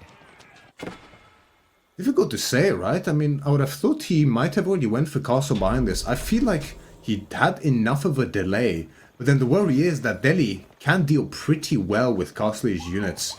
The Ghazi, of course, doing well against men-at-arms, and naturally have access to spears and the improved military production, allowing easy blobbing of units. And if you allow them to get those sites, even if you're an age up, it's a pretty scary amount of gold income, and they can easily follow suit. So loueMT not greeding, instead reinvesting in this feudal age, which could prove to be the right choice. I think MarineLorD is probably expecting a castle age. A lot of spears come from MLord as well. There is a fear here when you're playing against Delhi and they do this. Yes, you have archers to counter the spears, but if the count gets too high, it kind of becomes a moot detail. Delhi, of course, one of the best civs at the game, and actually bloating their army swiftly and feudal. Magdai, still just fishing for targets. I mean, MarineLorD is going to have to take some risks soon. That tiny tree line is not going to tide him over. And this is something loueMT just excels at, right? We have seen them do this so often with such extreme effectiveness, even in the last game. Just using your mobile units to your advantage. Always have a raiding group active around the opponent's base, keeping them in check as to the amount of resources they got onto, keeping the reinforcements in check as well. Louis almost second to none in this regard. He's a pain in the ass, that's for sure. I mean, the interesting fact is how early in the game he starts doing it, and how consistently he keeps doing it throughout the course of a 40 or 50-minute game. Yep.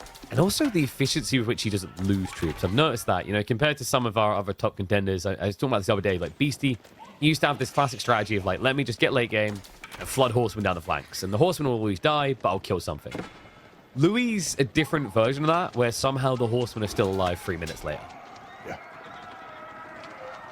Louis definitely a master of the late game. Something he has proven time and time again. One of his favorite parts of the game is that post-Imperial stage, where attention spans are tested more than ever before.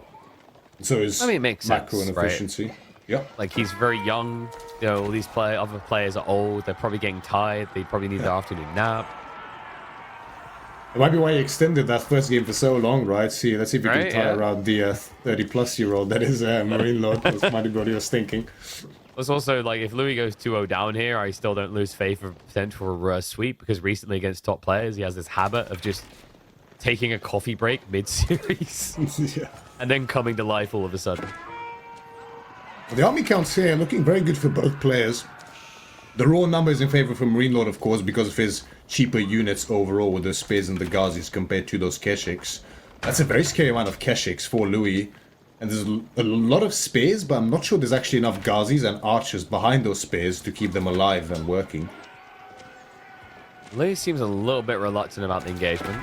Maybe he's trying to bait him deeper into the deer stone to keep that aura.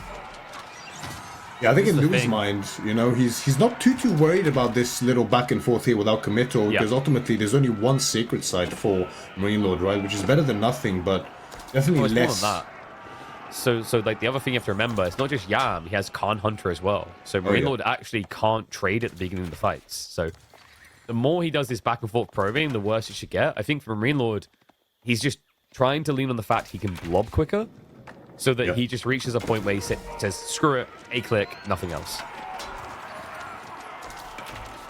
You see engagement. MarineLorD trying to force it now. The disengage is just so quick for Louis, though. MarineLorD. That move speed is doing so much work. Yeah, but he's about to go out range of it.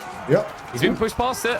loueMT has to stand his ground. I mean, the movement speed is kind of not worth much if you're on the very edge, but it looks like the Ghazi are not going to be a match for the Keshiks. Breaks the front line, plows on into the back, and the Trigger spears coming through. I mean, these Keshiks, surely this is chow down time.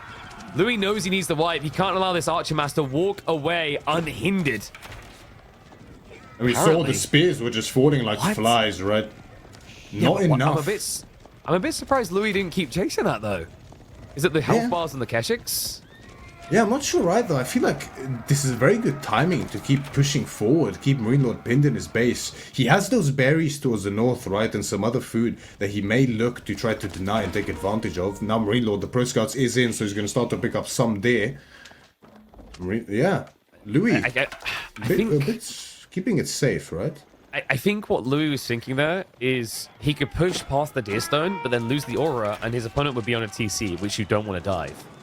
So he didn't want to over-press his advantage. My worry is your opponent, you didn't kill him.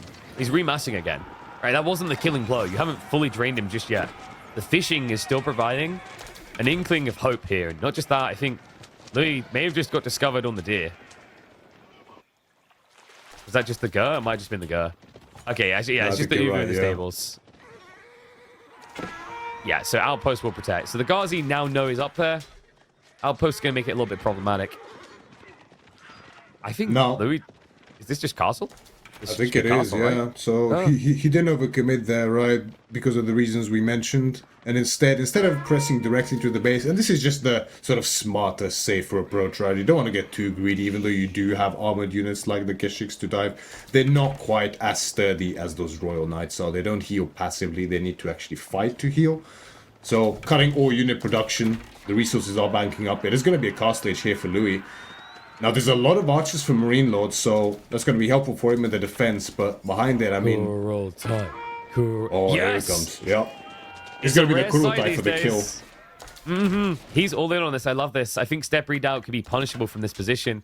You just want all the deeps. I mean, you're going to have the extra armor. You're going to have a rush into veterancy. Then the trickling heal with the heal from attacking. These Keshiks are just going to plow through the archer line. And MarineLorD, I mean, the moment you hit that tech up, I guess his only course of action that makes sense here is trying to blob a lot of spears. I don't think he can justify rushing castle himself. There's just no way, right? You just don't have the economy behind this as well. I mean, if there's some world where he gets castle here and manages to upgrade those 56 archers, they will do a great job in holding, even against this amount of Keshiks. But finding that age up, MarineLorD's going for it now. I think if he can get 2 war elephants, it's technically that simple.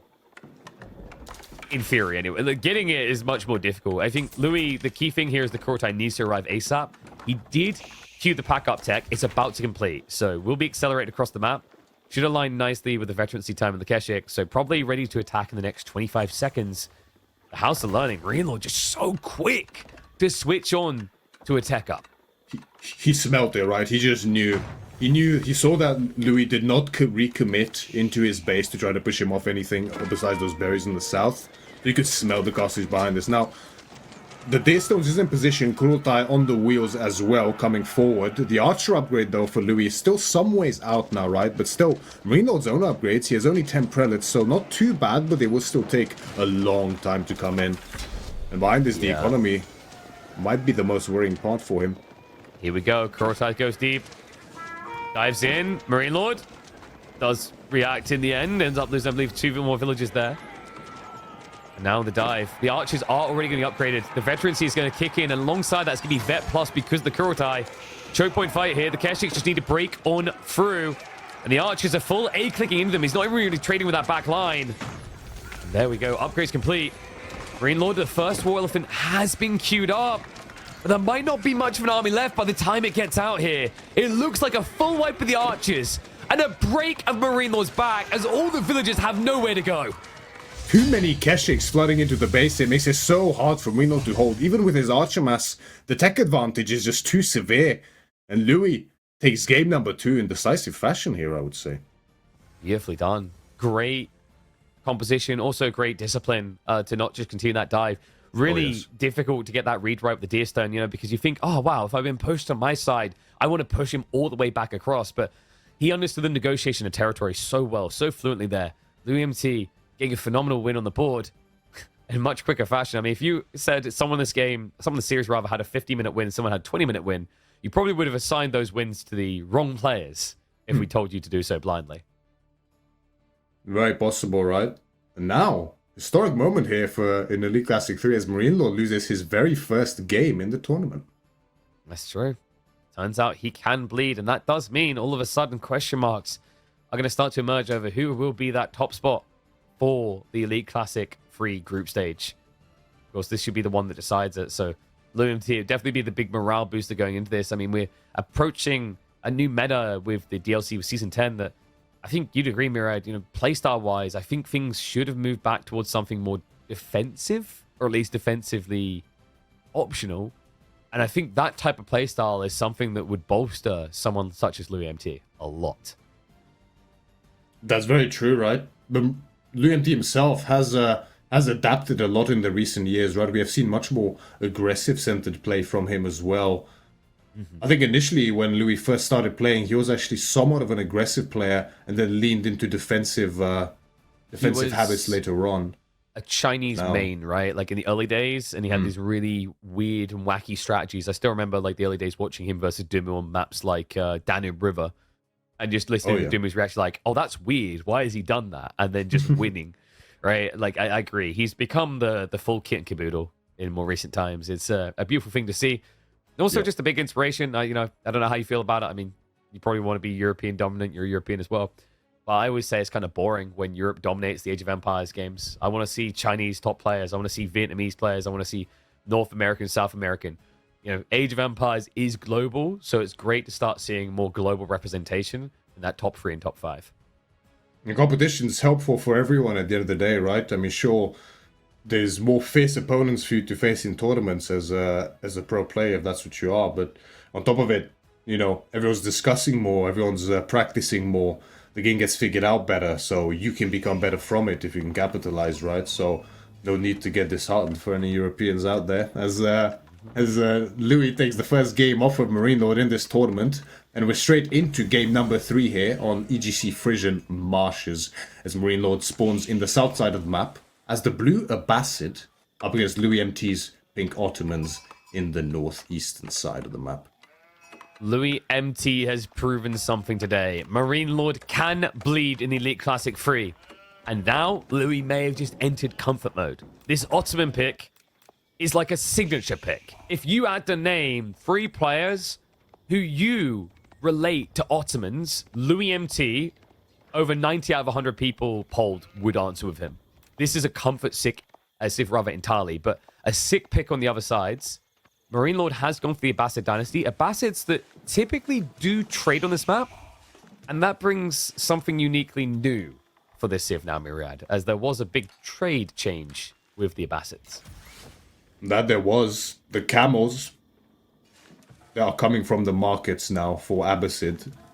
They finally have camels. People have been asking for it for a very, very long time. But it's not just any camels, because they do in fact have Hot Wheels, as the move speed on the camels is quite something to behold. I thought they just weren't feeding the camels. Like, hey, if you want to get fed, we dropped a food bag over at the trade post. All of a sudden, it's bolting out the door. Yeah, they are quick, but they do provide less gold per trade. So it's a bit of a weird trade-off. I think for people on the maps, it's actually worse than normal traders by default. Which is a bit underwhelming until you remember they are cheaper.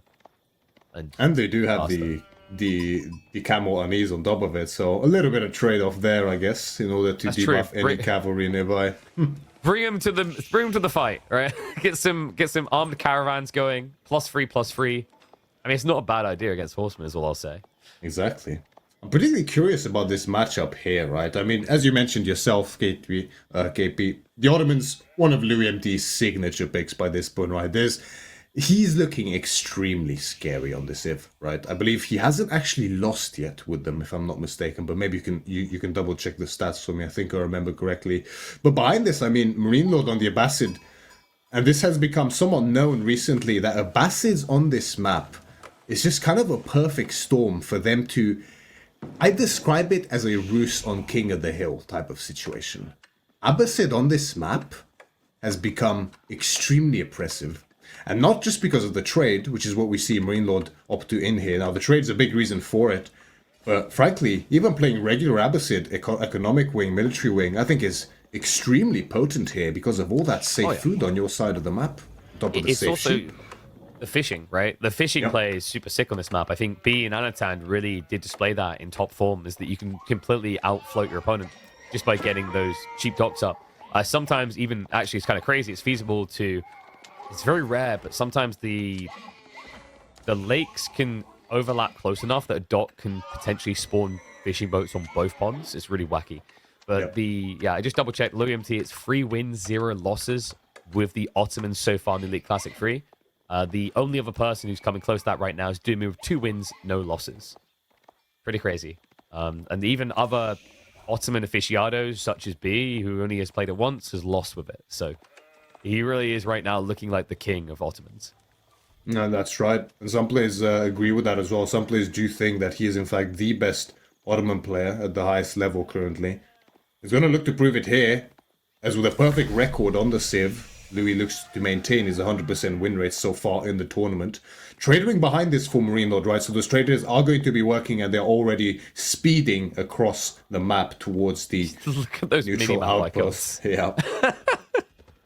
Doesn't really dawn on you until you watch that. You go, whoa, has he got is the scouts running at? Why has he got 3 scouts? Oh, the camels. Yeah. So yeah, you have to check to make sure you're not seeing things, right? yeah, and this. Wait. Didn't they? I remember someone talking about. Don't they actually have the cavalry tag on the camels? I believe they do, yeah. So they do actually benefit. Oh, they don't actually. Oh, I thought they do. Huh. No, I think it's like Is it internal? we have to see if it happens. I think it's not showing on the front UI, but I remember someone mentioning something about the camels taking bonus damage. I do remember that as well. It might be the case, yeah. Wow, we just going straight up camel archers against Sipahi? Are you insane, man? Definitely a bold opening move here for MarineLorD, right? He did see the spears, so definitely in response to those spears, and I mean, the Camel Unease aura will always be useful to be provided. I don't imagine we'll see too many more, at least for now. Stable behind this for MarineLorD, so he's probably going to look to play quite a mobile composition here. Horsemen as well as Camel Archers can do very, very well against pure Sipahi, I would say. I am a little bit surprised Louis didn't go for the deer shaft. Like, those spearmen just ran over and then pointlessly ran back. There was a deer pack on the front of his base that he could have nicely got pushed in. Just safe economy, so he doesn't have to focus on guarding. Would have been a nice upside. And usually one big reason why people go for these military school openings, actually. Just get 2 to 3 spears out, push the deer in, and it's just all of a sudden 2.5k food, pretty much for free. Exactly. Instead, he might have opted to check if there's any docks maybe on MarineLord's side of the map on those spawns, see if he can do some damage there, or maybe hide the spears at the end and get a quick 3 hits. the sheep are yeah. That's always painful. Yeah, so it does at least only get 1. But the problem I'm seeing right here, loueMT, supply timing's feeling a little bit delayed because the order he's had to do this in, right? Military schools do this to you, they slow you down, and he went double military schools, so he's looking to get that organic growth instead of looking for that immediate spurt, which we normally see at the moment, which is Ottomans just rushing stables and bloating 4 to 5 Sipahi straight away.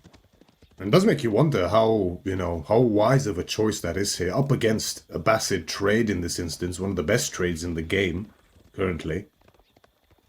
It will mean that his units will be very slow to come out of the schools. Sipahi and Scout moving across the map, they do get spotted. But with such a mobile composition from MarineLorD, he's going to have no trouble keeping up with these raids. Yeah, so right now we have double military school, single stables. Melee tech is going to be pretty important for Louis. The problem he's got here is now the Camel Unease is going to mitigate a lot of what the Spy can do. The meta is going to offset that, though. You're probably going to want to have be on attack speed instead of melee defense. Actually, I think you can justify melee defense here if your opponent goes too hard on the Horseman. But I think for MarineLorD, we're probably not going to see more camels. This is starting to feel like an old school Abbasid v Abbasid matchup build order. Yeah. You know, where you build like 2 camel archers, maybe max, and then you just flood horsemen. Winner is the one who keeps their camels alive, and MarineLorD already looking like a bit of a loser there. Does lose one of them almost immediately. Yeah, good circle back there by Louis, right? We have seen this being done, these little feints where MarineLorD did spot that Sipahi moving across the map, but he didn't see any more of them, and Louis takes the opportunity to come back around, ignore the trade, and try to clean up this forward mass that MarineLorD has moved out with, the 2 horsemen and the camel. Gets the camel for his trouble, so definitely a good little win there. But the trade is still skating behind this. Okay, so this is actually kind of worrisome for MarineLorD militarily, what he's doing. If he's planning spear plus horseman now, he just enables Ottomans more. Like, that's the dream. You know, you've played Ottomans enough in the past. I know you liked, back in those days, to lean towards Imperial, but think to times where you went full feudal. Oh, There is yeah. nothing more dreamy than when your opponent went full melee, because the meta double armor is insanely powerful at this stage of the game. It's also useful, right? And of course, the Spearman will slow down his composition quite a bit. Now, of course, it'll be very useful against the Sipahi. You could theoretically just play pure Camel and Horseman here against the Sipahi if they're pure blob, but yeah, Louis. He's not having any of it. Yeah, So I thought he might try to just oblige it, because the other thought here as well is a very interesting dynamic. Spears from Abbasid versus Sipahi. Because technically, like with Phalanx and the Sipahi, is a lot more micro than you think in that matchup, because both sides can hit each other from further away. So technically, your Sipahi can hit from behind the spears. But technically, if an Abbasid player is paying attention, he can micro his spears to attack the Sipahi through your spears. It's really weird. Yeah, it does get quite interesting in that regards. We'll have to see whether army counts get significant enough for that to really come into effect. I'm sure we'll see it. That would be very, very good to see. But the thing with this castle age here for Louis, right? I mean, is he's going to be able to upgrade this Sipahi, maybe get some knights out, maybe even, pardon me for even suggesting so, a Kinji Raiders in the situation might actually not be the craziest choice, but that would be wishful thinking, I think. You must like getting your damage debuffed twice. Yeah, it is. Now, the Akinji, interestingly, they're more useful against light units than something like a horse archer because of that double hit, right? The armor makes less of an impact, and the mobility would really help here. But, I mean, it's the same problem with Abbasid as been in the past, right? Where going castle against them, it's nice if you can get a timing where you can actually kill them with it. But Abbasid really doesn't mind being an age down for a longer period of time than other civs, right? Yeah, I think like the other problem with like the Akinji play is it's the Vizier points. By the time you get access to it, it just doesn't make sense. Exactly. I think Akinji is something currently, if you don't scale to it straight away, it's not going to reach its critical mass. Yeah. And I mean, like, without that critical mass, it's completely like worthless. You know, it's someone that I was talking about this the other day on the stream. Like, you know, critical masses. I watched a lot of Heroes of Might and Magic, and they caught someone else there. They caught Power Stack, and I think that word almost makes more sense than just going critical mass. Because critical mass just sounds like a blob. But what we're talking about is how many of this unit do I need to actually achieve my win condition? Yeah. And with a Kinji, 5, maybe 6 early on. But that's a lot of resources, and the Vizier points slow down the timing as well in a weird way. Speaking of critical mass, right. the Sipahi are currently at that party point. Need to be careful of vision around this Stealth Forest, but Louis pretty much just has the whole army together. And there is a big negative to what MarineLorD is doing here, leaning that hard into spears. loueMT has done the right thing. He didn't even waste time on a single mangonel. The armory is producing the Springolds. And the Springald is one of the prime answers to Spearmen nowadays when you don't want to invest into those archers, right? So, and Louis just does this so often with Ottomans, right? He just sits back, lets that siege mass behind this, and eventually, quite simply put, he just does an A-click and wins. We've seen this in so many of his Ottoman games historically. And the reason he's able to do that, you know, we highlighted in the last game, is the fact that he avoids bad trades. He does a very good job at doing this, where other people would send troopers in and maybe kill 5 villages but lose the raiders. Somehow he gets out of 80% still alive. Maybe he gets 1 less worker kill, but who cares? He still has a follow-up rate. That's what allows that A-click element, is how good his micro and strategic positioning is in the early mid-game. Now, one good factor here for MarineLorD. The spears will of course be dealt with effectively by the Springolds, but behind it, Camel Archers, Horsemen, these are large units, right? So the AoE from the Springolds will be mitigated somewhat because of the hitboxes and of course the mobility allowing them to wrap around, including the Camel Archers with the highest base damage doing tremendous work against the Springolds if it gets to that point in time. But it looks like MarineLorD is going to lean into infantry instead, as ghoul arms and crossbows now in production. His entire comp is going to be countered by Springolds. The question is whether loueMT will have enough compared to what MarineLorD is pumping right now, because you have to remember the eco is a big deal here. Even more so because with Castle Unlock, you get a real trade buff. You already see it queued up, so it's going to get the... Is that the 20... That's the 25% extra, right? Yeah, so I believe it's a secondary resource, yeah. The secondary resource. So this will probably be, like, I think you just prioritize food here. gold food, and you have the Gulam crossbows for days. 100%, and it's just such an effective upgrade, right? Like, I remember when it got moved to the castle age, swapped around with armored caravans to the feudal age instead, it really weakened that Abbasid trade for a while, because having access to that food on top of the gold in the feudal age was so huge for making it possible, even back in the day on this map. Of course, the traders were squishier as a result, but as long as you can protect them, the value gained from the secondary resource is immense. So getting that in now. And we have at least got men-at-arms. So, like, overall, I'm liking what Louis is doing with his comp. His opponent hasn't fully committed to crossbows. The men-at-arms would just be a nice damage absorber. In fact, it feels like a bit of a bait and switch. Louis showed so many Sipahi, he forced MarineLorD to reinvest into spears again. This is actually a crazy build order by Louis. And we have to remember, like, although we have God Vision, we go, oh, MarineLorD, what a pleb. Why are you going to build more spears against Springles and men-at-arms? He hasn't seen them yet. The only thing he gets to see is cavalry. That's right.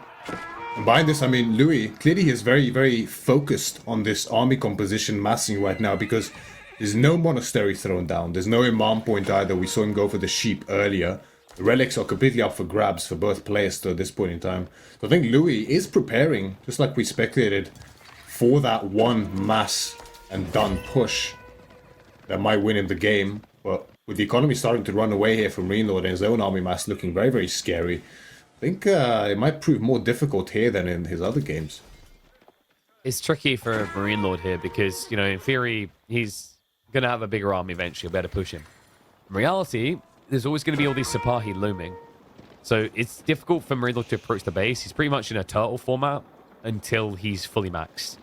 At which point, it's going to turn into an A-click and trade. But that's a bit awkward. Villagers, a few of them will get caught there, but doesn't get the outpost up in time for the rest. And we do have the Janissary point pull, by the way. It's where the take came from. So this is very much indicative of an all-in. You do this for two reasons. You're about to lose the game, or you're about to win the game. Because that is a permanent loss of Vizier points for a one-off. Exactly right. I mean, this little idle time on the food, although minor, really hurts, right? In this kind of a position where you are the one being outscaled and you are the one who should have the map control and be preparing this grand push, these kind of small idols and losing a Vil does add up. But with the Vizier point out called in for the Janissaries, like you highlighted, 10 now out on the field, they'll do great work against the Ghulams and the Spearmen.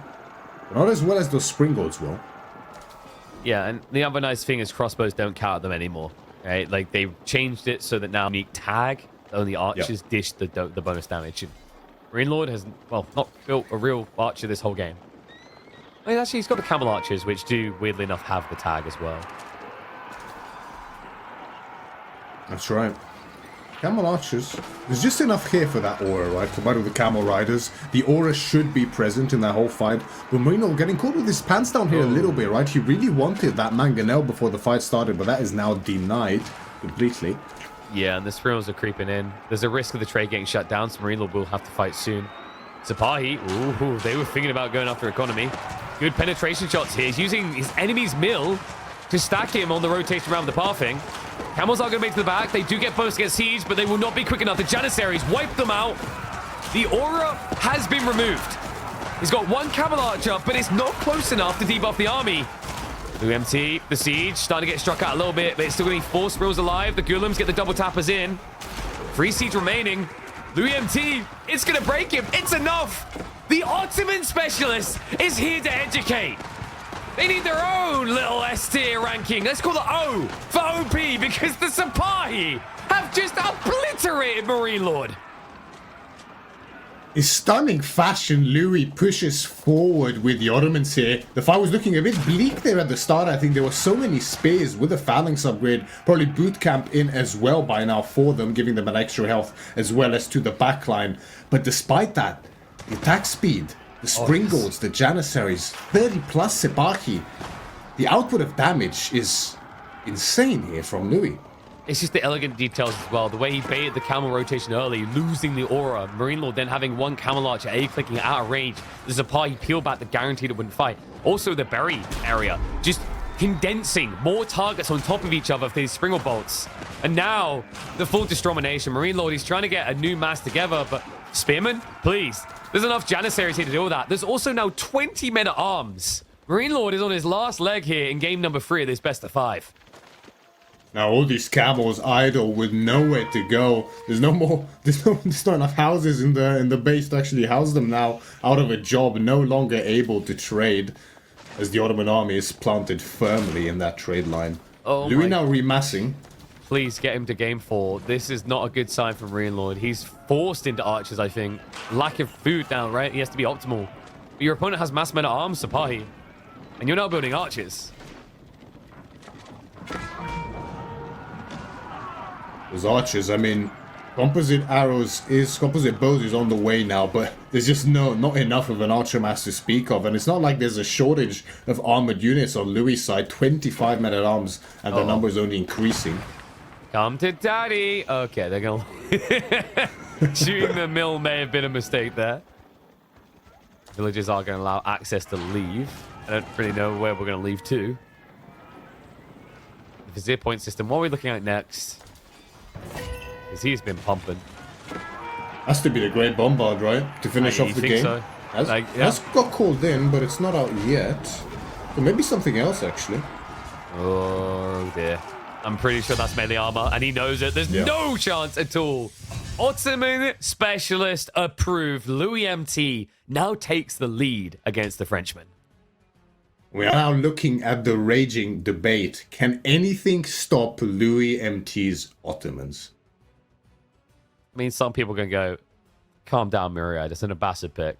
It's not that competitive, but this is meant to be a really good map for Abbasids. MarineLorD has historically rated them quite highly on this particular map. loueMT able to dismantle it without trading, without 2TCing, without even fishing, really, not until much later in the game. Just raw Ottoman potency in that feudal age. A phenomenal display of a civ that has been slept on for a while, and understandably for good reason. I mean, pro scouts pushed them out of the meta.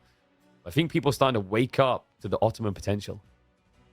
This timing that Louis can find with them, and it feels like he does this almost every game, but it just keeps working with these Sepahi, these men-at-arms, and the Springolds.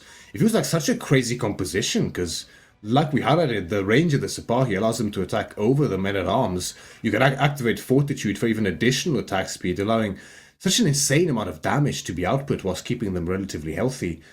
And yeah, I mean, we saw at the start of the feudal age, right? We're questioning slightly loueMT's decision to open with those military schools as opposed to starting with stables, but it was all part of the plan, right? He wanted to start scaling those 3 units from then to reach this critical mass, as we highlighted in this early castle age, with those Springolds, to shut down that trade in its crib before it fully comes online.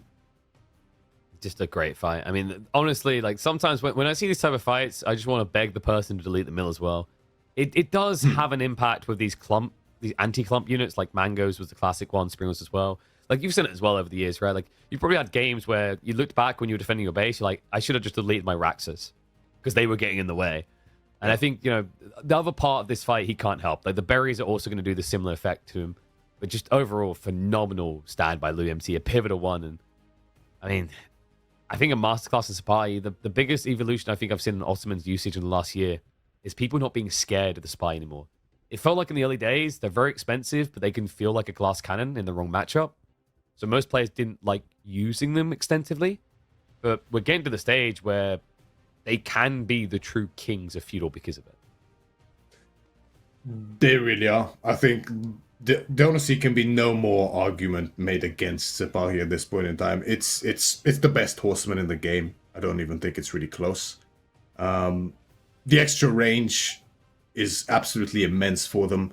It makes it so that whether you're in a choke point, whether you're around buildings, or whether you're in an open field, either way, the Sepahis have the advantage, as well as the Ottoman composition overall, right? If MarineLorD takes that fight in a more open field, then his backline just gets wrapped around, right?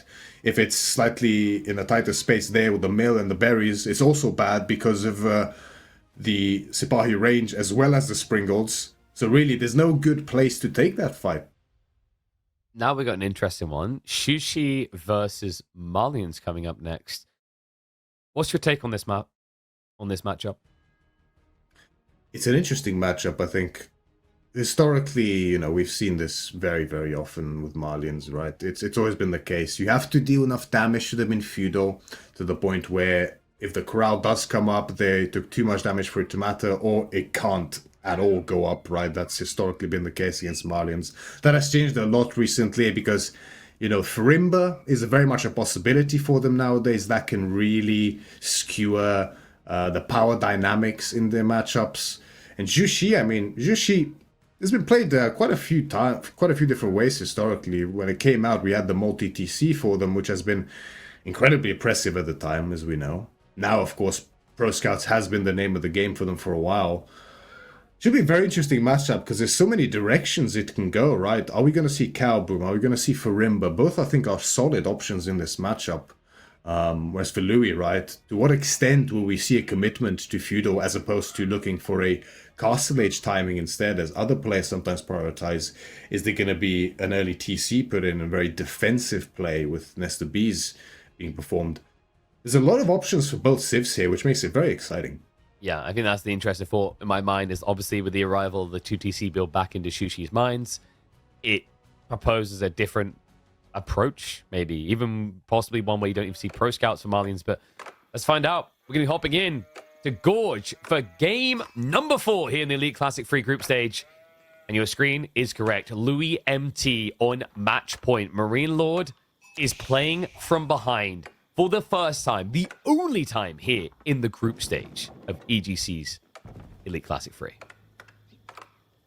Looks to already be a 7-house planned opening here for MarineLorD's blue Malians in the south side of the map. Whereas all standard in the north there for Louis' pink Jushi's legacy, starting with the village and the supervised mill for the Imperial official to get those taxes in started very, very early and get a nice, efficient feudal age timing. Hopefully with a juicy meditation garden spot for him, which I already see a pretty good one there in the north, the big stones, some wood, and the berries. Do you think it could have been interesting to go like 2 scouts here as Malians, just to try and take all the sheep away and force your opponent to pro scouts? It could be an option for something like Malians, right, with the faster produced scout. EGC Gorge is always a bit of a weird map to multi-scout on because the scouting path is so linear, right? It doesn't divert much between players. Now, there's a couple shenanigans you can do as to whether you go for the center first or you skirt around the edge of the map behind your base. It's sort of a... depends which player you ask what's better and their preferences. So the chances are if you do go for a second scout, the side where you go with the second scout might not bear as much fruit as you might expect. But typically it would still net you a good, decent sheep lead, right? Yeah, I think it's like that linear nature of the map that you talked about. In theory, on average, you should be seeing like 75% sheep, right? Because like you'd run scouts down both sides, and at some point you're going to see the enemy scout, and then you just run back the other way to capture the rest of the sheep. Like it, I think of some players like Anatan in particular loves doing that double scout opener quite frequently on here, and it can, in some matchups, it can just literally end the game. And Malians is one of those civs I think is actually really good at the 2 scouter still. French is another one. I think French actually might be the best civ in the game at doing it, ever since they gave that Dark Age buff to the TC. But they did. Now, the 7 pit mine opening here for MarineLorD does make me think that this is very likely pro scouts from him. And it makes so much sense for Malians, specifically against other pro scouting civs, right? Yeah, and I called it perfectly. There you go. I'll have my money now, thank you. Yeah, we can pay you in EGC bucks. That's where Pessy's been these last few months. He's been setting up his own. Okay, I'm not gonna explore that. No crypto here, guys. No crypto. We have got 48 food, 25 stone, probably about 30 wood. Pretty damn good one here. He's quite far out, but realistically, a Malian player doesn't want to be standing there idling him out, burning it down. It's going to be probably that race over the deer.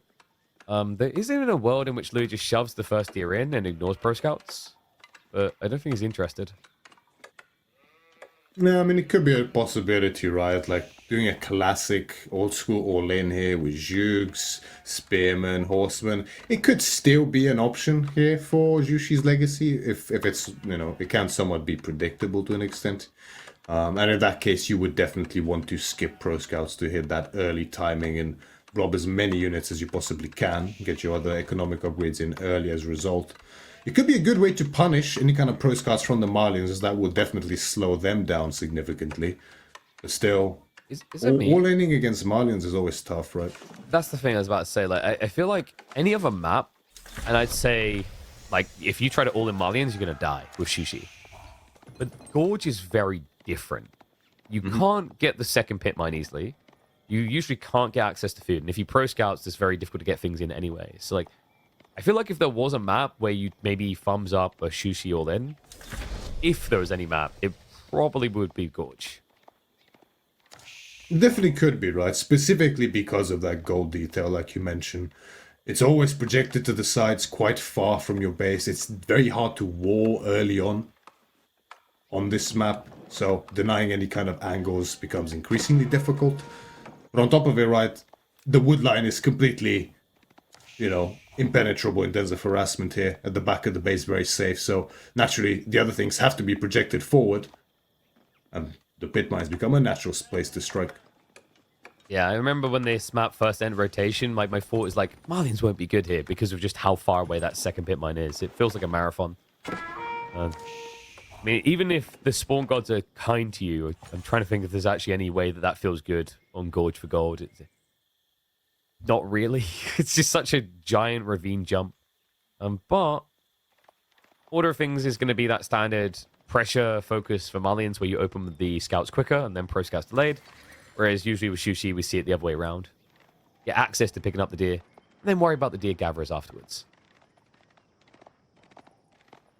That's right. But so far, just standard opening here as we expected, right? Both are going to go for those pro scouts. For Malians, I think here, they don't like pro scouts as much as they did beforehand, right? The extra price in wood and gold really had them as well as other civs.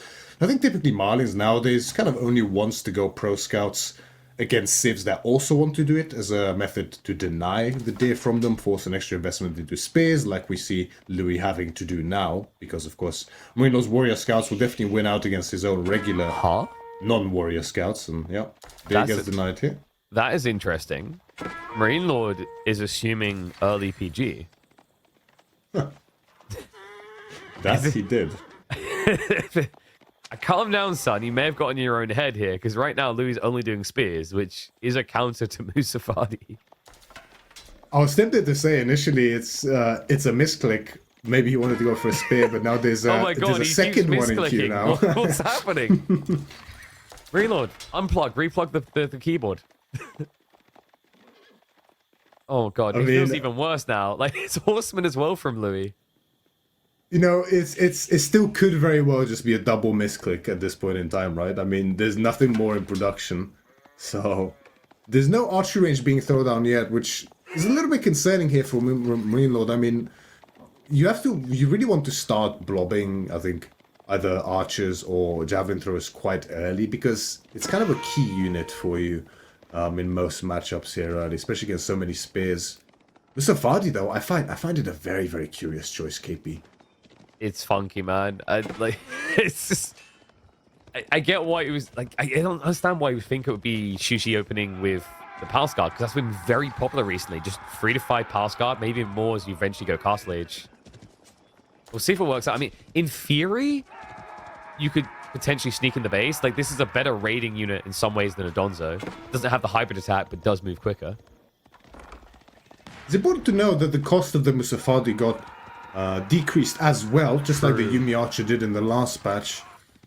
Now, I'm not very much sure they needed it, as it's still one of their best unit, right? That they will always go for when they can. The only other thing I was thinking here is, like, maybe MarineLorD, like, in the back of his brain, there's the idea of Farimba. Because I thought, when I saw the Musafadi, I was like, is this a delayed Farimba Mansa Musafadi build? Because, like, I think Mansa Musafadi is still sometimes slept on. It's probably the rarest now. I feel like I'm even seeing more freeborn recently. But back to the javelins we go. So kind of adding a little bit of everything in. It's starting to look more like a bait and switch. Like, you reveal the Musafadi and Lou's like, haha, noob. Now I'm going to build into Chuganu. And then all of a sudden, javelins. Yeah, part of me wonders whether it was a sort of early way to dissuade any kind of excessively fast castle rush from Louis. But Musafadi's already on the field, of course, Palace Guards and Lancers do lose some value, but the bait and switch might be certainly a possibility here. It's typically not the way MarineLorD operates, right? Normally he's a very calculated response type of player. The another thing I think, it's like, we don't really see it, but maybe there would have been a plan for local knowledge here.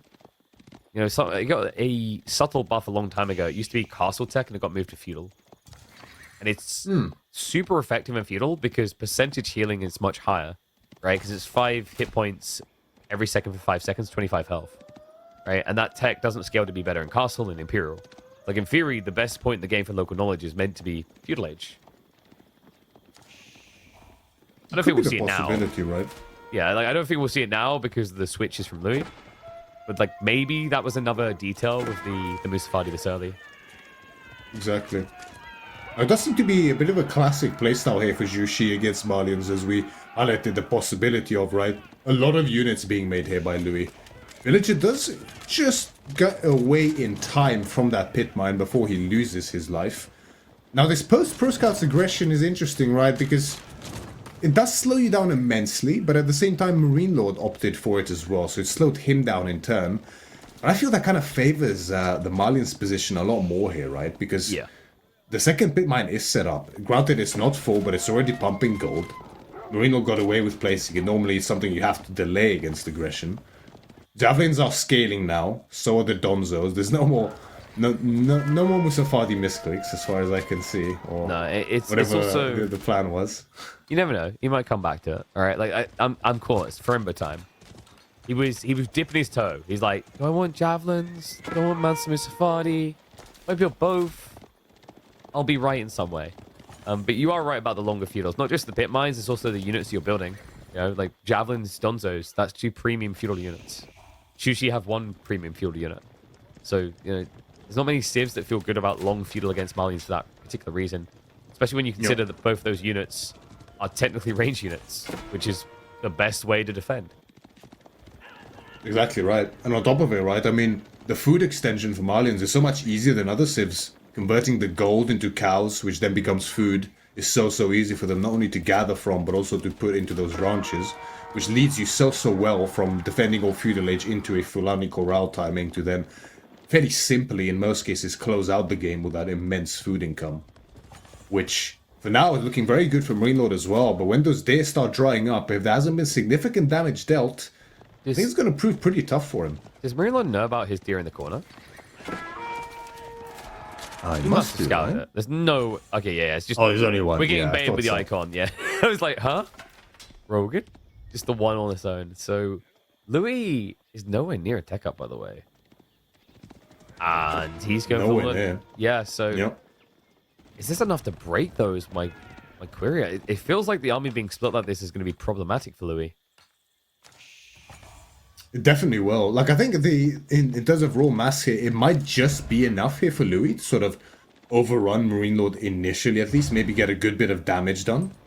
But I do agree that this army split, I think, will kind of work against him somewhat, because if he can't afford to envelop MarineLorD's mass with those melee units, then really those javelins can just keep kiting forever at the end of the day.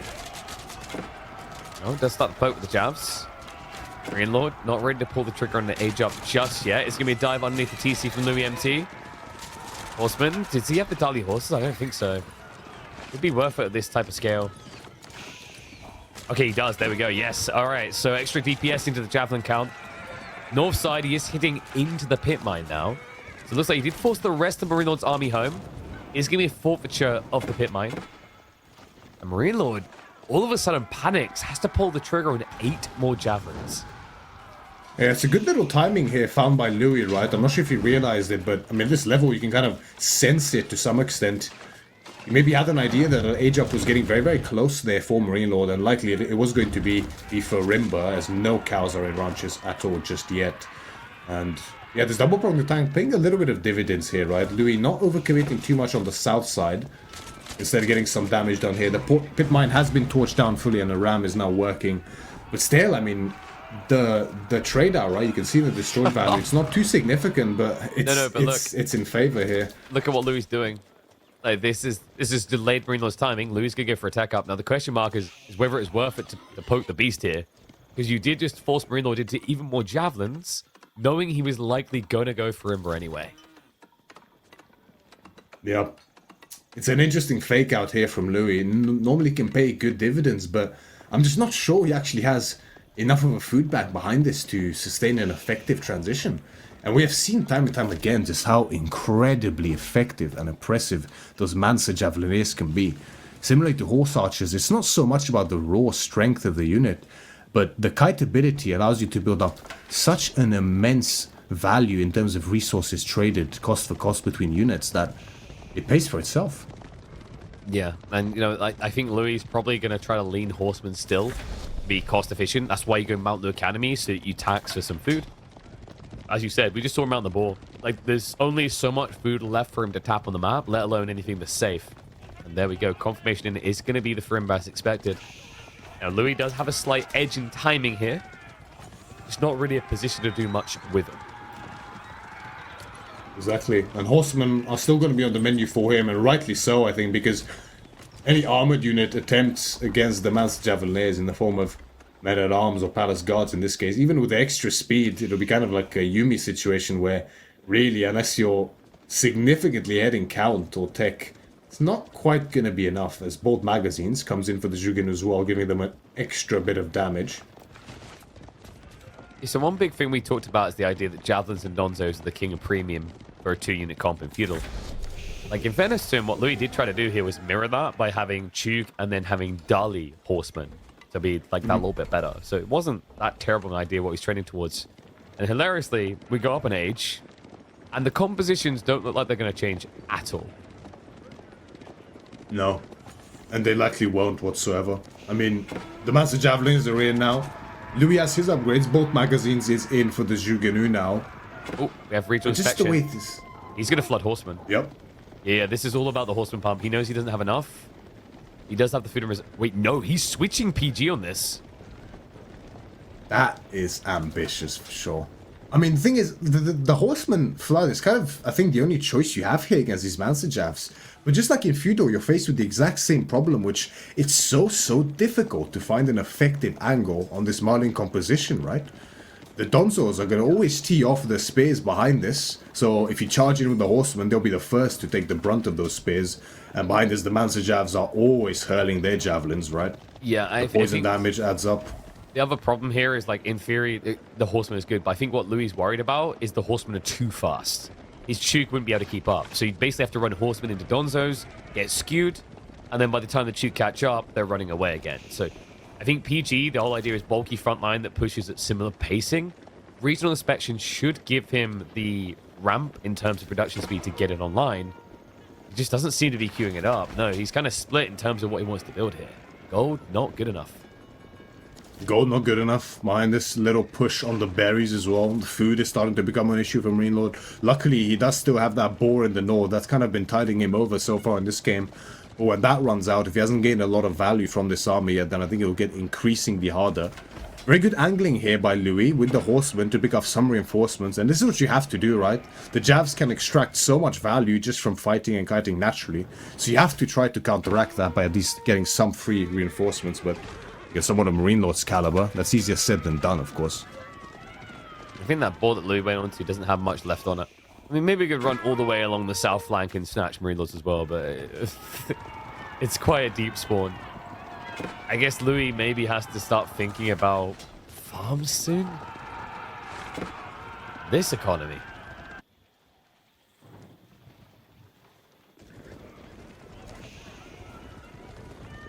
I wonder, Nesta Bees doesn't feel great either against Javelineers, actually.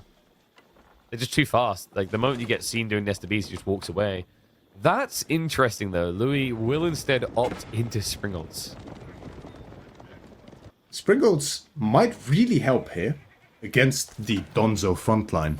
But with the maneuverability of the Javs, you run into the same issue that you would with Nesta Bees, where this is so easy to split them, especially on such a vast open map like Gorge. You can see already, I mean, MarineLorD's already always traveling in line formation to make sure he doesn't get surrounded on any sides, right?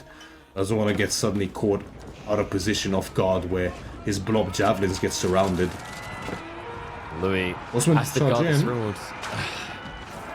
He's rushing out because the relics. But that's already been decided. Now it just feels like you're throwing Horsemen away. Rough as well. I mean, if the two can get in range, they do absolutely annihilate the Donzos. The problem is the way that MarineLorD is finessing this on a micro level. means the A-clicks are actually hitting the javelins instead. Yup. And it's just so tough with the range and the speed of those javelins. Getting a favorable engagement, honestly, just feels kind of impossible in most situations. You have to somehow get the fight to be on your terms, get a surround on them, contain them. But with this big gorge in the center, the namesake of the map, it'll be so easy to just keep going back and forth like this. Throw javs, get the poison damage in. And Louis can only try to raid behind this. Decent damage done. The pit mine does go down again. I think that Louis needs right now is a villager walking out in the center of the map to build a wall. You know where I'm going with this. I've seen this before from Louis. He is a master of the siege. Problem is, as you said on Gorge, where it being so open, he doesn't have a nice natural walled area already. Exactly. And I mean, the siege wall creeping is kind of a staple of Louis' past, right? That's something he could fall back on here. The issue is, right, that he's not well set up to do those kind of strategies at this point in time, right? There's no 2TC scaling behind this. It's a bit late to try to play towards that now. The siege count is building, 4 Nested Bees, 3 Springboards. So you could start to play that way. But it will take it's one of those strategies which is the kind of strat that wins you the game sort of half an hour from now, right? So. I mean, I am impressed that he still has military lead, considering the last 2 fights, I've seen a lot of pink bodies on the floor, not so many blue. At the last one, I think there was maybe 1 blue body and about 10 pink. So this is definitely risky what Louis is doing, approaching this deep as well, but against the infantry, it doesn't feel like he's going to get intercepted. However, that's about to change. MarineLorD switching it up now. He's heading into Sofa, which Louis doesn't have a direct counter to. He does not, right? Not at all. And I mean, MarineLorD has his own little food issues, right? No Grand Flan Corral. Cows are starting to come up behind this, but it will be slow and not nearly as good as he would with the Corral, of course. Now, the Sofas here are actually necessary, I think, because of all this siege. I think that got seen as well. One of them rallied to the front line, so Louis got the early information about the Sofa switch. And he's got crossbows queued up behind this immediately. Oh boy. Yeah, it's always so annoying when that happens in the game, right? Happened to me in the past as well, where one of your comp switch units suddenly goes to the front line, gets seen, and what normally would have won you the fight if he didn't see that, unnoticed. Right? There's no way he saw that. Yeah. Like, nah, it was just a scout. It was just a scout, you know? It's fine. Don't worry about it. Nested Bees are getting some good hits in, by the way. The health bar not looking so pretty from MarineLorD. Mango. Oh. We'll walk it away just in time. Villagers were there to repair anyway. Mango's reared off to the side quite a bit. It's almost like he's trying to bait the few horsemen left alive to go in. Knob shots are going to be there. Not enough to get the kill, though. He has to turn around the reload. That might be a critical mistake there, because the Nested Bees shots come in late. Front line being broken. loueMT, there's no way he can stand here. The Mango is now spawning out. Knob's going down. It's only Chugenu left alive. And MarineLorD has got the Sofas to absorb those blows. The pressure that Louis was feeling in this game, I think, got to him there for a second. All the siege, the majority of the siege was left on the front line, unattended to and exposed. But he had to use it in order to gain a foothold in the center and push across this map. The issue with that, of course, is manifested now as the overextension leads to an almost complete wipe, at least of loueMT's most important units. They will all get wiped now, Myriad. Remember, as Javelin is chasing Chuganu, there is no running away. Absolutely not. This is like watching old pensioners try to run from a hungry leopard. Maybe if you trip the other pensioners over, you might get out. I don't know. In that word, it might work differently. I mean, the Springboards coming in here to sort of hold the line a little bit, but now the Master MarineLorD is also thinning out. There's no corral behind this, right? So it's not like all is lost here for Louis.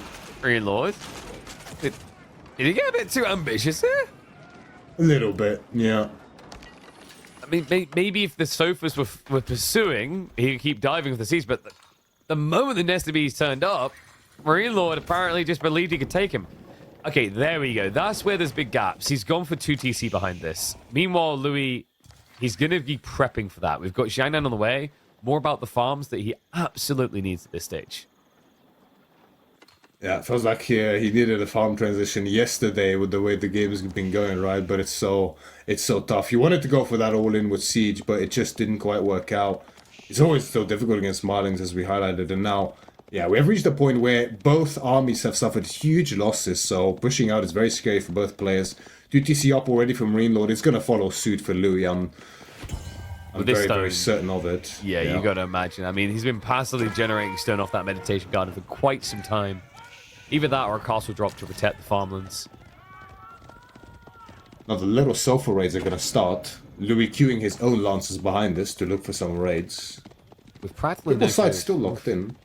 Yeah, the food is a problem. Sofas are going to just say hey.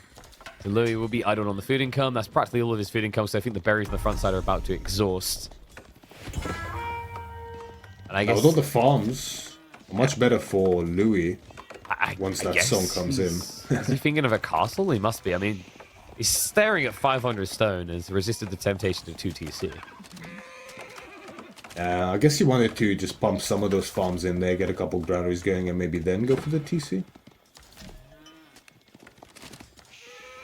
Oh, Imperial official just barely gets away there. So that's going to get decapped, so that's no longer an issue for MarineLorD to worry about. And this farm transition is going to be really good for Louis. The granaries, of course, will supersede the food income from Marlins for their farms, but MarineLorD's farm transition is going to be so much easier, as reflected in the income, because of those cows, which are now increasing as well. Jumped from 6 to 13 in less than a minute. I wonder, can he get these walls up? It's what Louis is best known for. War Louis, as I like to call him. On average, in a tournament, he'll have over double the wall tiles of anyone else. He's a little bit tame, just trying to claim that corner. MarineLorD has gone for a strategic wall to protect that left side flank where he's leaning in too hard. Just you wait until the farm transition is fully finished for Louis. Then you're going to see walls, I'm pretty sure. I was going to say, just you wait until we're actually 35 minutes in this game, and then you're pretty much just playing a what is he writing on the map type game. It's like, is he communicating with us, the observers? Louis has showcased such strategies quite often in the past, with great effectiveness, I must say. I mean, Anatan is still the one with the record for typing GG with palisables in-game the most. I haven't really seen it so much out of other people. Yeah, it might take a little while to catch on, maybe. I mean, you know, you could say you're not BMing your Louis. Just say, yeah, this is like my strategic layout. So if he paths onto me, it's like, you know, like a swirly type thing. That's what's going to happen with the G. He's going to run around. Of course. Run around to try and reach me. Throwback to the old English trebuchets with the wall creeping. That was a time to be alive, that's for sure. I mean, I'm telling you, the final form is going to be the circular swirls, just so that you can have mass springles there as well, with them running around, lining up for you. At that point, it becomes a tower defense game with the sprinkles as, you know, towers that you have to run through and kill the mobs. I mean, you know, Totally different kind of game. You know who never lines up all their units to die against springles like that? Dungeon Masters. Because, like, they've learned from their experiences, like, you never have all the NPCs line up. That's just inviting someone to Thunderbolt or something. Don't be an idiot. Spread them out. Speaking of Thunderbolts, though, the Nesta B Scout and the Springald Scout building quite rapidly. Makes sense here on the defense as the farm transition gets underway. This is kind of just the natural way you have to end up playing these civs. Jushi and China, of course, when you get into this position. Pin on the Lancers. A lot of value going down there. Dude would have loved to get those across the map into MarineLorD's base. But now MarineLorD, he knows there's a farm transition going, right? And Jushi late game, definitely not something to be underestimated, even as the Malians, who can hold their own nowadays too. MarineLorD's going to start to put on some pressure. Louis is holding the siege in reserve a little bit, so it's not revealed straight away. Triple Mango, my Quadro, when the next fourth one shows up here, could be good at actually trying to snipe out the Nesta Bees, but we have to remember, this stage in the game, Nesta Bees are better than Mangoes. They do a much more higher DPS exchange than Mangoes are capable of before adjustable crossbars. And it's not even close. Absolutely massive advantage Nesta Bees have over the Mangonels and the Castle Lich. Now, MarineLorD did spot that very scary looking siege mass and backs right off, which, I mean, the right choice, I would say. It's not something you want to push into unless you desperately have to, which I don't think MarineLorD has to now. 3 sites locked in, 3 relics in the back, 100 villagers, and now Fort of the Huntress on the way as well. Whoa, boy. Out of all the locations to do it, though, this may be a questionable one. Does he really want to commit to it? Louis is walking straight where the Fort of the Huntress was going to be built. So, yeah, he relocates it. MarineLorD is moving to the north side now. Yep, No, I'm sure he will not notice that at all. You will not notice the massive blueprint. It's like, what was that? Nothing. I was gonna place a castle. Yeah, it doesn't look like a standard castle. That looks like a Fort of the Huntress. It looks oddly angular. No, those were just outposts and walls. I'm telling you, they were outposts and walls.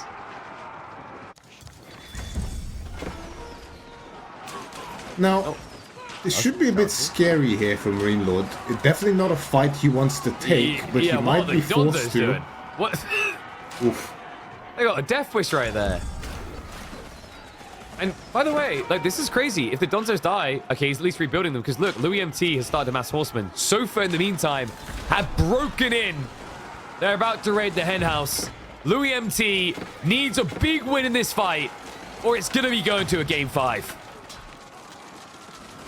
The siege are moving forward into position now. They're trying to get some connections onto MarineLorD's army, find some sort of damage. Now, as you mentioned, the Sofa raid behind is doing tremendous damage. A lot of them managed to get in, and now Louis is forced to divert his reinforcements to deal with them, which means less reinforcements on the front line. MarineLorD is now on age up. Those Malian upgrades are going to come in way faster than regular upgrades, of course. It's just also this army of siege is so slow. For like a main fight, it's great, but he needs to find that main fight. He needs something that is emphatic. We have got Lancers finding the gold workers. It's going to be a good start.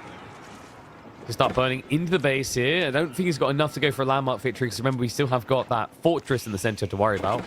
But Louis, explain this to me. How did you get raided by Sofa, dive the enemy base, have the same size army or bigger, and still then find the macro to do it again? Imperial. Yushi's legacy is definitely a civ of all time. Louis is definitely a player of all time. I was about to say, this is not Shushi Murad, because he's done the exact same thing in that Japanese game. Like, this is Louis. Yeah. It's something about this kid and the way he handles his economy.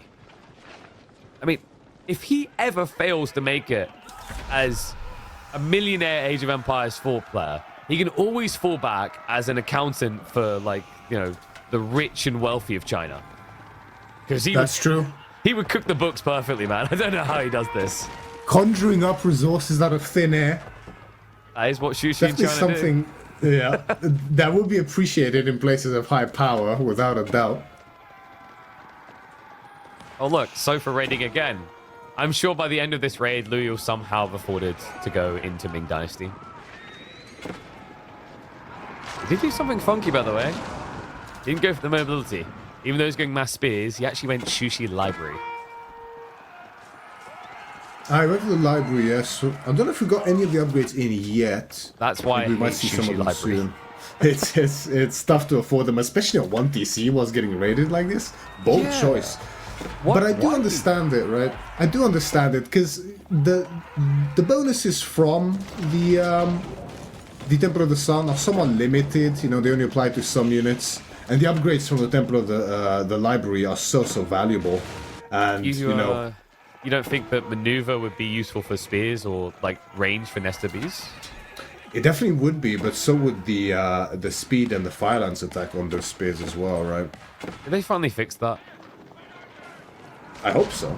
I hope so, for Louis' strategic sake here. I mean, the other problem is, like, he just doesn't have gold gathering. His economy is small, and Shushi Library is expensive. Like, that's the difference. When you buy Library, you need to be ahead. When you go for Temple of Sun, you can be behind. Oh, no. Oh, no. Oh my god, the amount of damage dealt by those mangoes. I do think they probably have adjustable crossbars in as well. Huge shot. And that might just be the gut punch to get us to that G5. I mean, loueMT, I don't know what he was expected to happen there. Maybe the panic to defend the relics, but whatever it was, it just cost him dearly. Elite Tech just kicked in for the spears. The adjustable crossbars on those mangoes are wreaking havoc. He needs a swift win in this fight. MarineLorD may have slightly overextended, does not have much of a melee line. It's Sofa versus Elite Spears. He will be pushed back beyond the threshold with a substantial eco lead, and now Siege lead too. This buys Louis some much needed time to crawl back into this game, but crawl is what he will need to do, as he can kind of only afford to produce spears at this point in time. Even the Willingham especially is looking anemic at this point. And really, MarineLorD, yeah, we see it now. The Musafadi gunner 7 in Q already. That would definitely deal very well with all those spears and allow MarineLorD to push past the breaking point here. With only a few bombards mixed in. Look at what Louis is prepping. So it was about this. Maybe the one that I accept the most if you're going to go Shushi Library. He's got dynastic protectors. So like, you're on Raiders. Yeah. Okay. This is interesting. High ranged armor, quick unit to blob, quick movement speed. Makes a lot of sense. Also very good at raiding economy in a game where your opponent's got 127 poor little villages that might not be well protected. Speaking I think those are the Imperial Guards, though, actually, if I'm not mistaken. Oh, wait, you're right. I'm an idiot. They went Imperial Guards. Okay, now I'm not so crazy about this. It'll be tough to afford, to be honest. Either one, but especially Imperial Guards in this case. He does have a keep on that gold towards the right side of his base, the big gold that he desperately needs. But the economy, I mean, 81 to 128, not looking great. Yeah, I always find Imperial Guards is like, in people's brain, an insane unit. Very good stats, very chunky, very population efficient. But then you remember how much it costs. Sometimes it feels worse to try and build these than to try and build fire lances. Exactly. You really need your eco to be in a pretty solid spot here. But I mean, you know, if it's something that goes unnoticed here by MarineLorD, it could have the potential to really deliver a clean fight for him. But Musafadi gunners being added in now, you know, a lot of value will be lost. Yeah, we have to remember the guards have a lot of melee armor, not much ranged armor, so the gunners will do well against them. Now, we do have the whole army posturing towards that gold for good reason. loueMT somehow turns a 15 garrison building into a 30 garrison building, so we need the siege, we need the burn, we basically need that thing gone. Louis, not in a position to defend this. Oh no. Where are you all going to stay tonight? Not enough places in those keep to hide all those villages. The doors are shut as they're left to fend for themselves. Let me in. But it's not like the keep. The keep itself is not long for this world, as the mangoes doing a lot of damage as well as the torch with the paddle. The Imperial Guards are coming in on the back. They are. They've arrived. However, the castle still seems like it's going to be forfeiture here. The mangonels are moving in. They can get one big strike onto the villages when they come out, but instead, they start intercept the reinforcements. The guards are still alive, though. And more troops are now on the way. The castle, loueMT, is trying to pull off a miracle here. But it's down. The villager count may be in a bit of a pickle. The Nesta Bees did just arrive, though. And the mango count, not good enough to contest. He will lose the siege ball. Wait, Louis, why are we not... Where is he going? Them. Why is he not just finishing them? What? I guess he's going to let the melee units He just wanted to be hidden. And we have a Spearman raid as well. Okay, so a little bit of poke here. That's going to force MarineLorD back. However, Louis is far from out of the woods yet, Alice. No, this wacky, windy tunnel is going to go deeper underground before this game is over. Completely correct. Messy game situations like this is often where Louis does thrive in the late game, right? MarineLorD, of course, definitely not shabby himself in that regard, so he's going to be fully ready for this kind of a game. As Louis runs with a raid in the south side this time. He's going to run into a pit mine there that he could look to torch, divert some of MarineLorD's attention. Now the siege mass did fall for MarineLorD in its entirety. 5 mangonels, now just left a pile of rubble on the ground. Does MarineLorD have 20 villages at the sacred site on the south? I think he's gathering wood from close to Louis' base. Oh, yeah, right, okay. Yeah. Double keep. What? This is a wild creep up. And once again, a break-in. I mean, these palisades are just not holding anything back. Well, why doesn't Louis just build gunners to defend? Oh, that's right. Uh-oh. That's a rough way to find out. Sad life of Shushi. No extra range hand cannoneers with extra speed to lean on here, unfortunately, for Louis. Instead, it's going to be Mass Spear and Imperial Guard. Which against Donzo, Musafadi, Sofa, and Musafadi Gunners. That's a tough fight, to say the least. Can we check the Sushi library? Did he actually get the roaring dragon tech, the fire lance attack? He did. Okay, so He these did, spears, yeah. Like, I mean, that shows how irrelevant the damage is feeling. I'm barely noticing. Yeah, I mean, initially it might have worked out when, when his composition consisted of only javelins and so forth, but that's no longer the case here. I mean, the problem is that you're this suicidal guy running at someone screaming with Semtex attached to your stick, and the guy on the other side has a gun. Like, Yeah. Okay. Are any of us going to get through?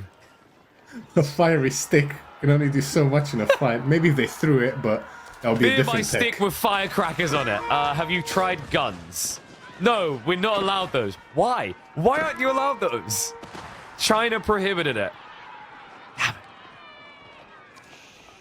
Yushi not as big of a believer as the Chinese emperor, it seems. It's quite comical in those that firing sticks. Yeah, but we trusted them with large barrels of Nesta bees. We don't trust them with a gun. I don't want to assume. I feel like the gun's meant to be safer. Oh, this army most definitely isn't. Knobs down. Louis, let's just go to a game 5. I mean, how many spears can one really make, in a game? And hope to carry him through it. I mean, unfortunately for Louis, we need a lot more than that, but with the state of the game, the economy, and the map control... So, I know the situation where Roar the Dragon, Spearman, Fire Lancer, tech can work. Regicide after you killed 5 other players. GG is called. MarineLorD takes us to a game number 5 as he defeats Louis with Marlians against Zhu Shi here. Bit of a nail-biting game, that one. It went back and forth a lot, didn't it, KP? It's a bit tough to call at times. I think you want to believe in the Louis way back, right? And I think maybe there were ways. I genuinely don't think it's ever Imperial Guard, right? If you were looking for something that hits, ironically, the Imperial Guards, it feels like often have the accuracy of the ones from Star Wars. It's such an expensive unit. He's eco-weak. I always see the Imperial Guards as a winning more type unit. Maybe you and Raiders could have helped him a little bit better, but he was already in a bind. I think for Louis, the pivotal moment was that fight where he pushed into the enemy base with mass nest of bees, and unfortunately lost a little bit too much. Maybe a little bit too rushed there. But after that stage, I felt like MarineLorD was kind of entering cruise mode. We had 2 TC, farm set up, wide flank secure. Louis just kind of hiding, hobbling in a corner. Yeah, this is the fight I was talking about. After this engagement, it was hard to see a clear way in which Louis was winning this game.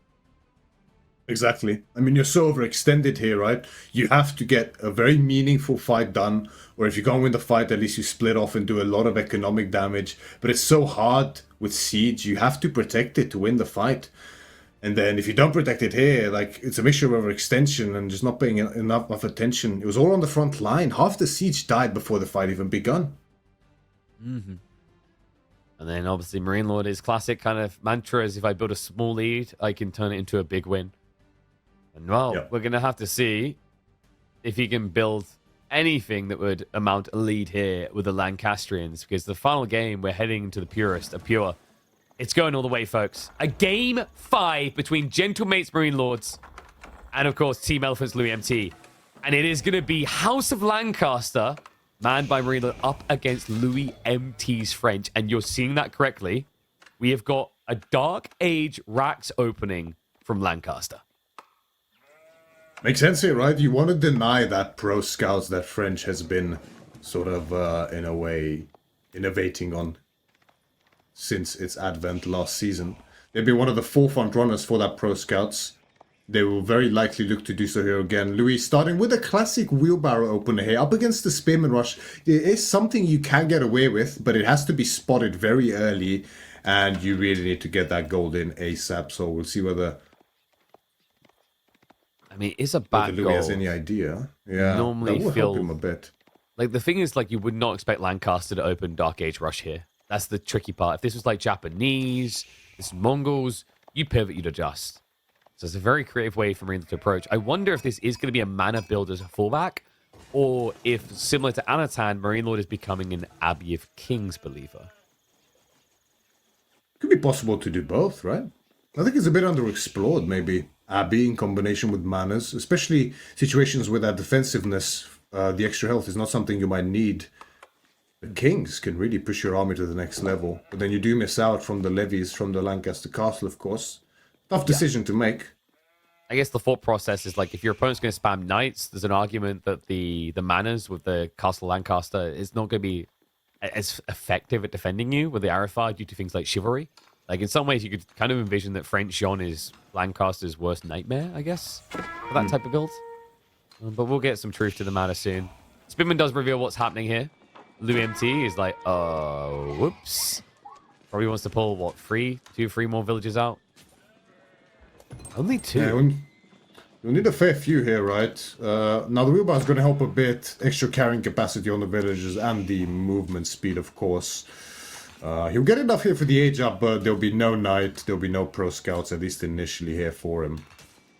So Archer beginning, which of course has value against the spears, but will be against potentially Yeoman, which should be able to kind of beat you. The question mark is whether you're going to be able to scale them, because especially with the nerfs to Yeoman, I feel like without that mana build, it's very hard to get the numbers up. MarineLorD not quite able to get the kill there. loueMT's wheelbarrow is too good. Very close there for a sec.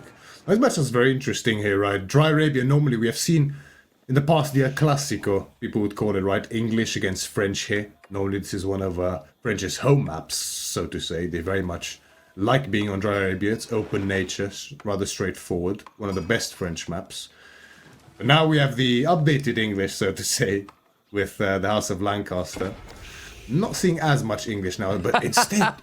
Chamber of Commerce coming up for loueMT, and with that trade post, I don't blame him. Yeah, man's trying to get a Lecoq Spore sponsorship here. Chamber of Commerce, not often seen. There's been a bit of experimentation, but I feel like every time I've seen Chamber of Commerce, it's pretty much because the player looks and goes, this is an unwinnable matchup. So curious to see how it pays off, especially because of this. MarineLorD is going to be the Lancaster Castle build.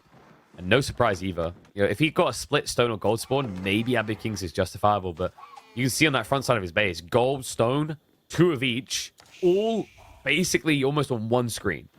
The perfect Lancaster Castle placement. Exactly right. So MarineLorD feeling cozy about the castle positioning, without a doubt. But whether he knows about the Chamber of Commerce coming in, that's a different matter entirely. We have seen this before, right? On Frisian Marshes, notably. SAS against Numudan in their deciding set for the spot in the main event. A map where it's more expected, to be honest with you. And thus, when I see Chamber of Commerce on maps like this, it feels more like the surprise factor than anything else. And the surprise factor is going to be here, undoubtedly. I don't think it's something MarineLorD probably expects at all.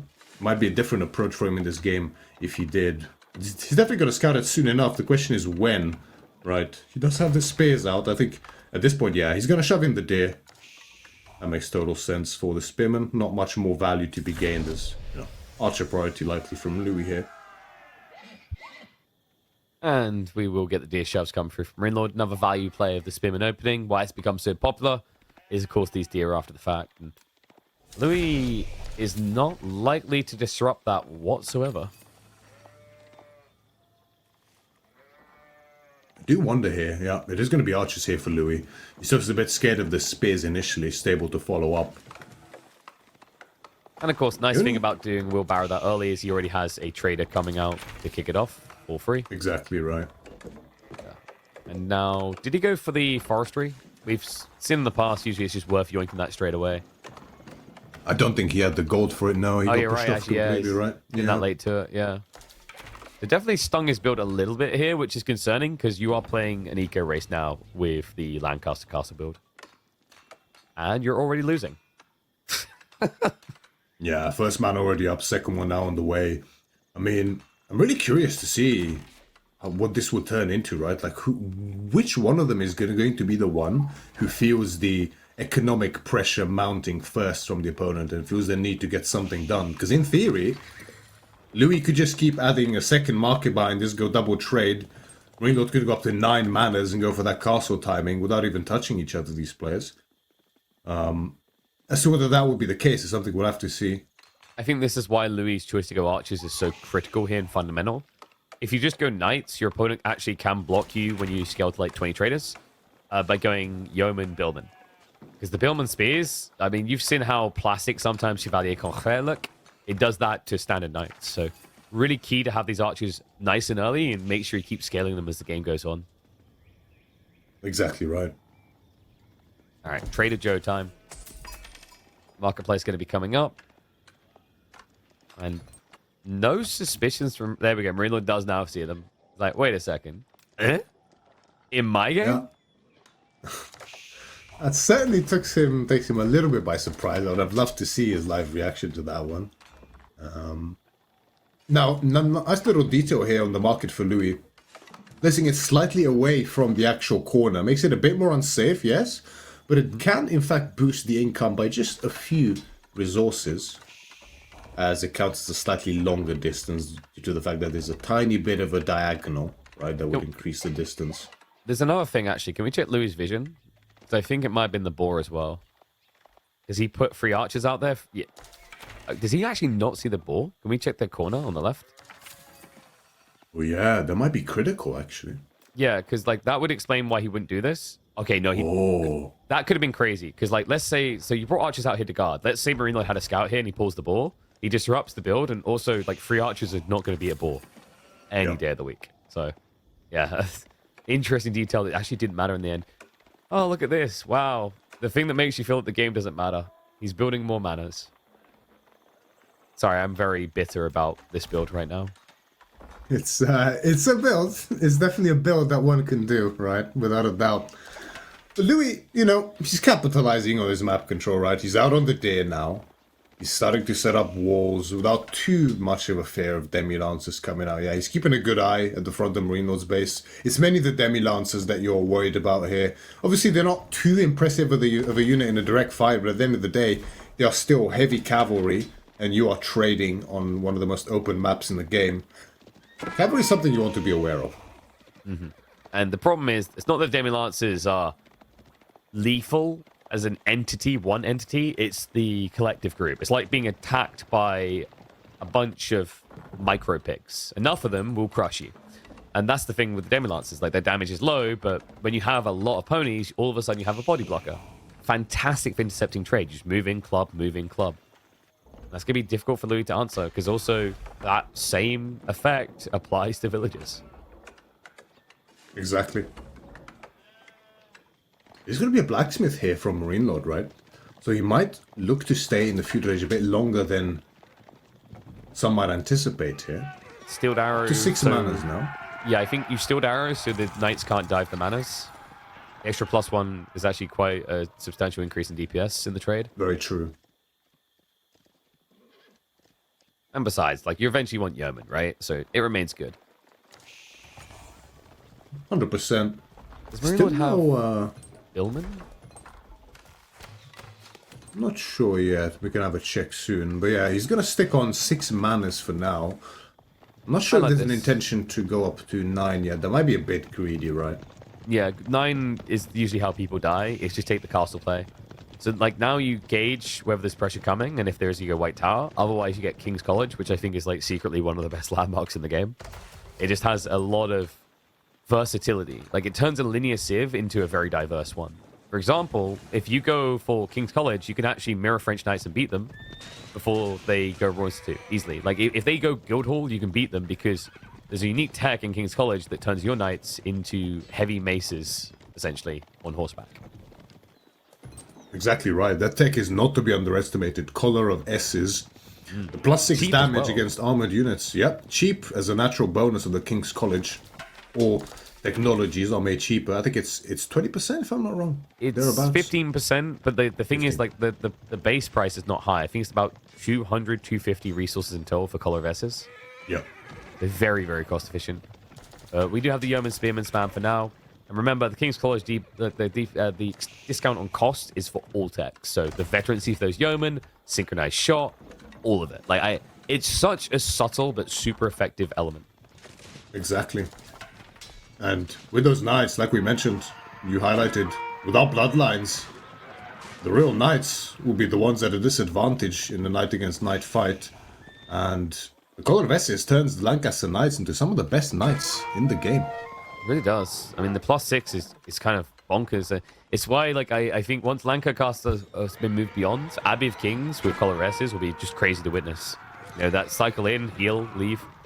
And obviously, like, we're not even talking about all the other techs. Like, the other obvious one that comes to mind in some matchups is Heal Forts, which turns your Hovelars into absolute beasts of initial contact. Like, it's, their first contact is basically at that point on par with... Have you seen that, the Martians movie from, like, the 80s? Like, oh, yeah. Yeah, like, wow, it's so nice to meet you. And then just zaps them all dead. That's Hovelars at the beginning of a big fight. But there you go. Collar of S's immediately... Wait, did he cancel? Oh. But is he teasing me? I think he probably wants the Spearman upgrade first. Yeah, right? I was going to say, like I'm hyped for it, but it was very early. It does affect Demi-Lancers, by the way. It essentially increases their damage by 40% against heavy. But not worth it on their own. No, definitely not, right? Does seem to be a crossbow priority. I guess MarineLorD has just a little bit of a worry of a dive through coming in here from Louis, but that wasn't the case. Louis mirroring with his own Royal Institute behind this, right? So he's going to look to play into a lot of knights with bloodlines, which I think makes a lot of sense, right? I do think he'd run the risk of falling really behind in terms of composition strength here as Louis otherwise. You'd love to have the guild hall to smooth over any kind of farm transition, but you already have the trade that can help out with that, which I'm sure he's probably setting to food, or at least some of them are on food by now, most likely. Wood. Oh, wood. Believe That's it or not what I expected. Oh, wait, no. This is... I'm pretty sure this is a UI bug. I've seen this before. Yeah, because I've had a game before where, like, I think it might have been Dimmer or someone, and, like, they had 30 trays, and then someone chats like, why is Dimmer being a noob? He's not trading for food. And I looked up at his food income, was like, he's definitely trading food. Well, we'll see. Yeah, maybe they fixed that. This was, like, the last time I saw Chamber of Commerce and noticed that was maybe a year ago. Oh, okay, no, it legit is wood. Look at the income. It just spiked up. Hey, right. What? Very interesting there, right? I mean, I guess wood for the farms, wood for the archers. It's still a bit strange to me. It's the easiest resource to get at this point in time, right? Yeah, food should be the thing you're scared about. Those Demi-Lancers are proven to be a pain in the ass, by the way. And Coloverses is now on the way. So he will eventually be going to Knights. It just looks like he had to pause it for the crossbow Spearman. Coloverses is going to be decent, just less impactful now with your opponent going Royal Institute. The Spearman's definitely going to be the most important detail here. Absolutely. Now the Knights with Coloverses is still going to be quite useful when it comes to an engagement against those archers, and then the extra damage will be very, very nice up against the Knights when it gets to a scuffle between them. But ultimately, yeah, the Bloodline's definitely going to win out in the end, especially with that healing from Chivalry as well. MarineLorD content to just take the Relic for now. He could have maybe opted to go into that trade line, but instead just going to redirect his army and move there with the Demi-Lancers instead. Yeah, like the thing with Coloverses is you will still lose to Royal Institute Cantled Saddles for sure. But it's a lot more competitive than you think. Like, how many strikes do you usually take in a knight exchange? Maybe about 10 to kill a knight? And that means you're doing an extra 60 damage with Coloverses in that fight. So you offset most of Royal Bloodlines, but yeah, French still win because Cantled Saddles adds in an extra 30 damage to the first 5 seconds. So yeah, it's a cute play on the side. I don't know, it feels like he's just done it for the Demi-Lance. I'm not sure if it's worth it. Now the hit comes in on the gold. This little red there. Louis gets his first worker kill of the game. Meanwhile, these guys never stopped worker killing. The traders just keep getting chopped down. These Demi-Lancers have been at this now for what feels like 2/3 of the game. Yeah, it definitely really hurts now for Louis, right? Those losses are starting to mount now. I bet he was really kicking himself for not finishing that wall first. It's very important, I think, to finish a full wall across your trade line in situations like this. It's a similar case against something like Mali as well, if you go trade, right? Sure, it's very safe for now, so you feel like you don't need the walls. But when that income really kicks in, just like with the Manors here, and the raids start with the Demi-Lancers or with the Sofas in that case, it can get out of control very quickly. Now, you have to remember, MarineLorD's economy is not as strong as you'd normally expect at this stage for Lancaster. He only has the 5 manas. Relics are coming in to embolden him a little, though. Practically has free home. And still has these raids going on. And also, Mass Spear is now diving across the map. loueMT is going to prep his troops in position in case it hits the trade. I think for MarineLorD, that's not his goal. He just wants map control for full Relic. That's right. And I think it does seem like he has been sitting on 5 out of 6 for a very long time. I do think he might have actually forgotten to add the 6th one in entirely, which I think can happen, actually. It's an easier thing to do than one would realize. But he's moving on to the stone now. Yeah. Building all these things on the same screen, they all look alike. You know, houses, manors. Very difficult. Why do you need a manor to gather the resources? The house is pretty much the same. Come on. But we do have a move out onto the stone now from MarineLorD again, onto a nice fresh stone mine, so probably gonna look to make a play into the tier 2nd upgrade, the 2nd tier upgrade for the manors as well, to get up to 9. Oh, well off from MarineLorD says leave me alone. Walls are not going to be up in time. Okay, so single villager with a hunk of meat. Soon to be a no villager. The problem is MarineLorD's army is still quite front-facing. He's got some coming back now, but he's split them. So I guess he's just sending back maybe like 10 spears to defend.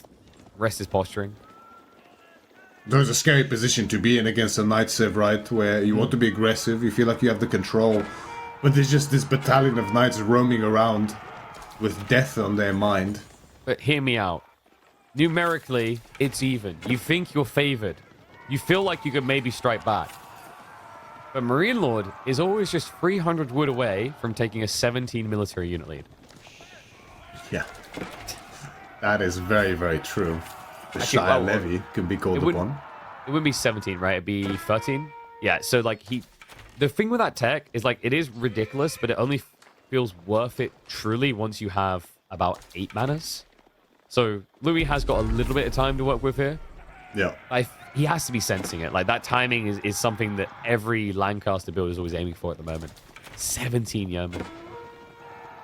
And it's very, very scary as well, right? Because, I mean, MarineLorD opted for the crossbows and the spear, so he has a good answer for those knights. But once that Shire Levy does come in, and if he leans heavier into yeomen from his natural archery ranges as well, then that will be a very, very scary army. Now, Louis does have a very significant archer mass here, which is going to do great against MarineLorD's army for now. But yeah, if those Shire Levies do come in and the yeoman count goes up significantly, it might be a different story. Louis still being raided. This is ridiculous. 13 kills by now. Huge. It's like, oh, we got rid of these demi-lancers. What do you mean they sent real knights? Farms getting added in interesting locations by MLord. He feels safe near these manors. Yeah, it does. The mini towns at the end of the day, right? Where else would you put your farms, I guess?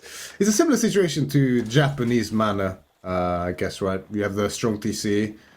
Obviously, there's auras there as well, so incentivizes you to add them near it. One of those guard did get produced. I was wondering if there's a bit of a transition to them about to happen, but I think that's a misclick. Yeah, maybe like so.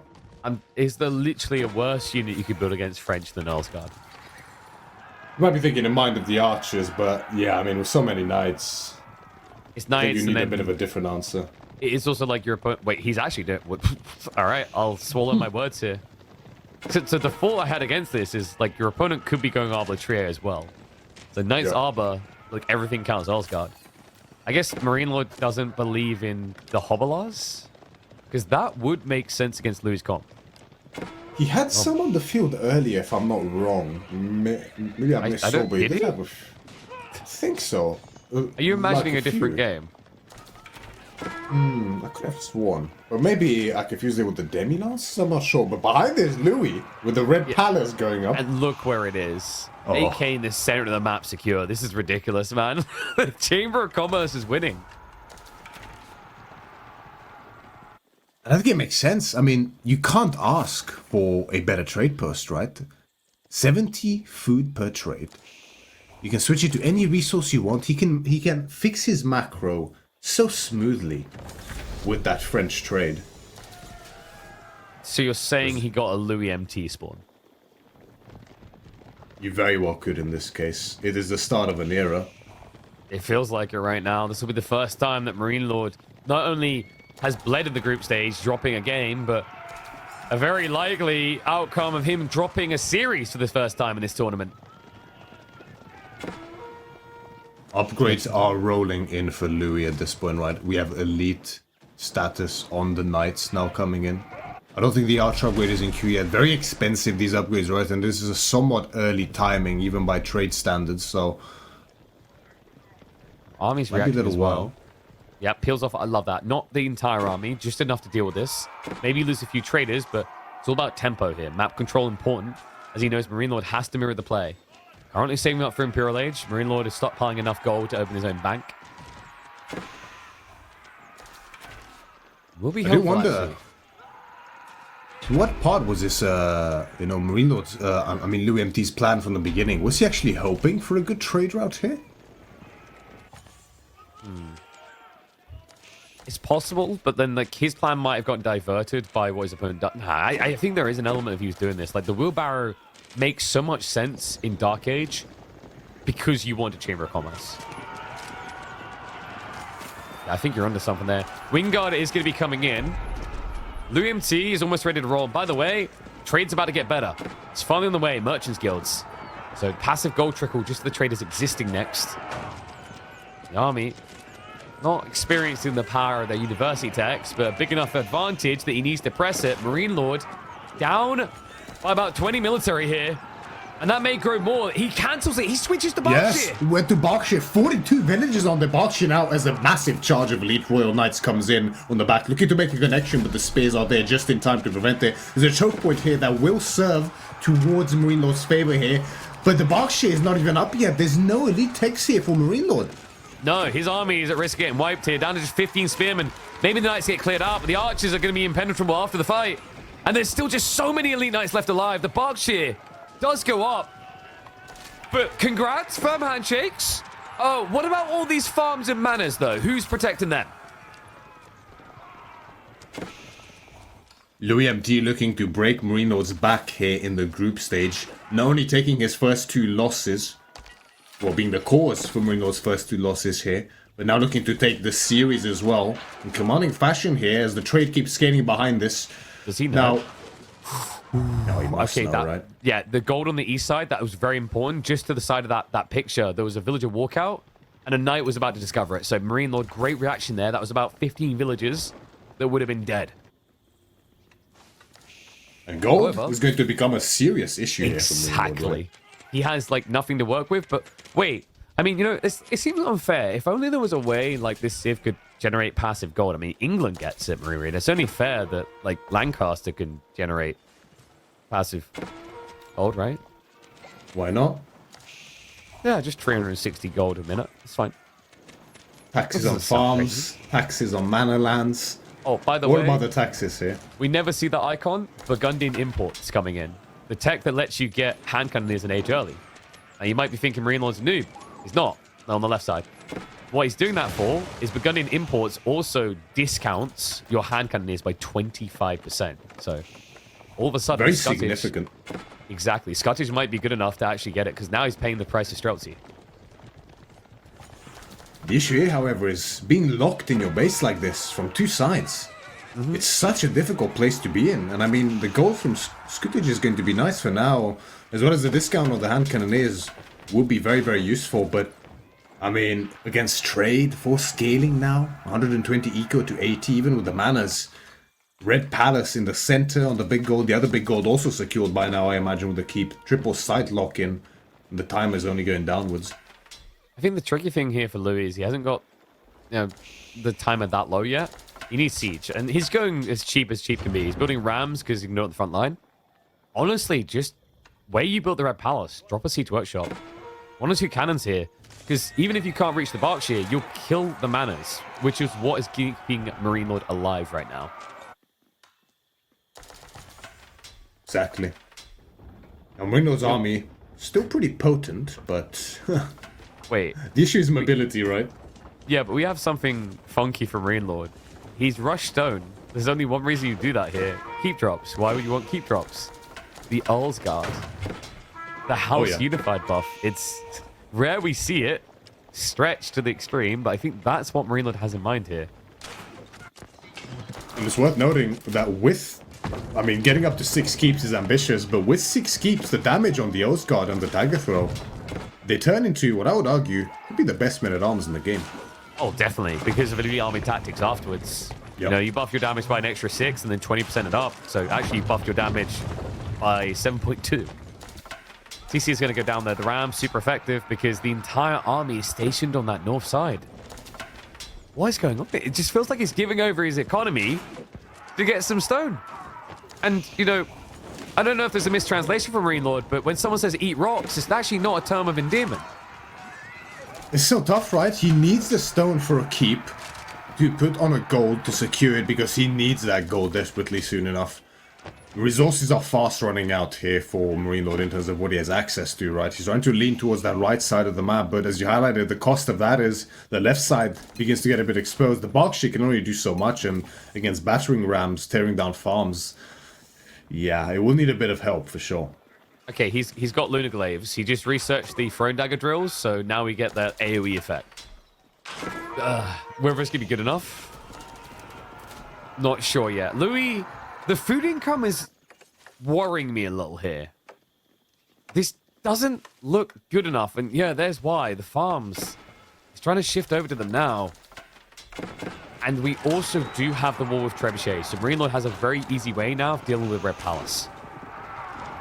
It's good that you highlight the food, because that is a problem that you can run into with French trade like this, or JD trade, which, yeah, you can get a nice little cushion for your food income early on with the traders, but the issue is that it doesn't scale very well, KP, right? In Imperial Age, once you get tier 3 horticulture, farms are way better income in terms of food and more efficient than traders, right? So even if you have 70 traders on food, the income might not be as good as you would hope it would be.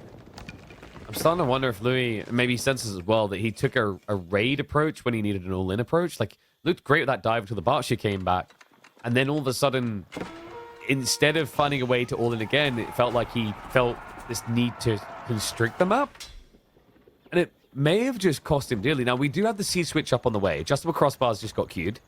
So he is going to play for the big fight in the center. The question now is whether he's going to have enough time to get the troops together.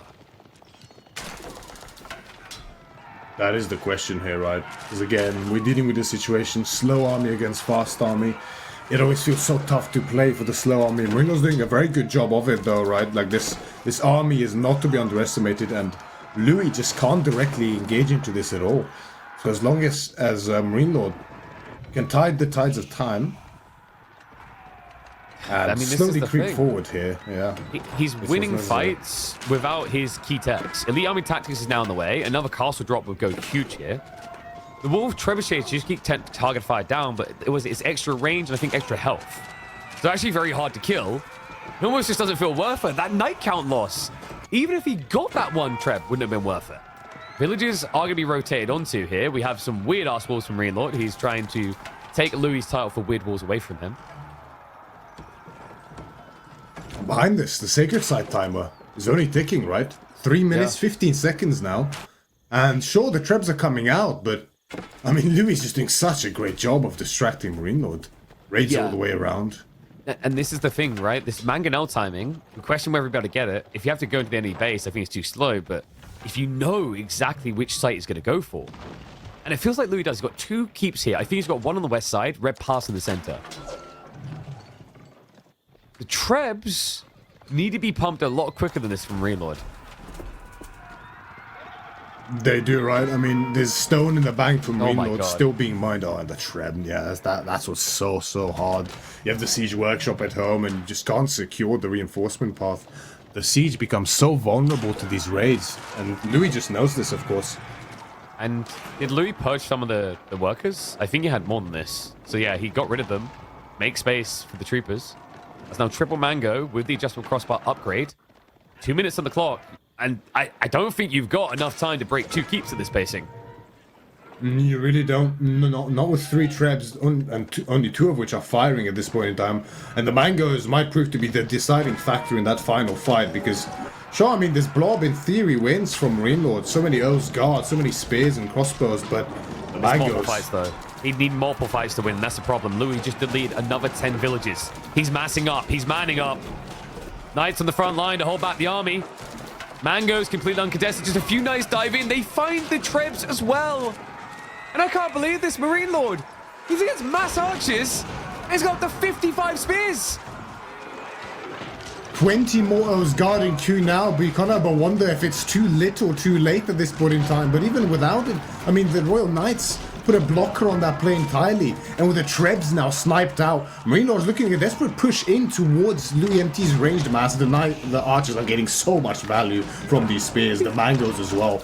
There's such a cost-effective trade here for Louis. It's done. It's done. He's got nothing left. GG called. loueMT has done it. MarineLorD not only bleeds, but can be killed. loueMT going the extra mile in this set up against who many consider to be the very best AoE 4 player alive at this point in time. Gentlemates MarineLorD goes down 2-3 against Elephants loueMT. Absolutely incredible display by loueMT. A well-earned victory here.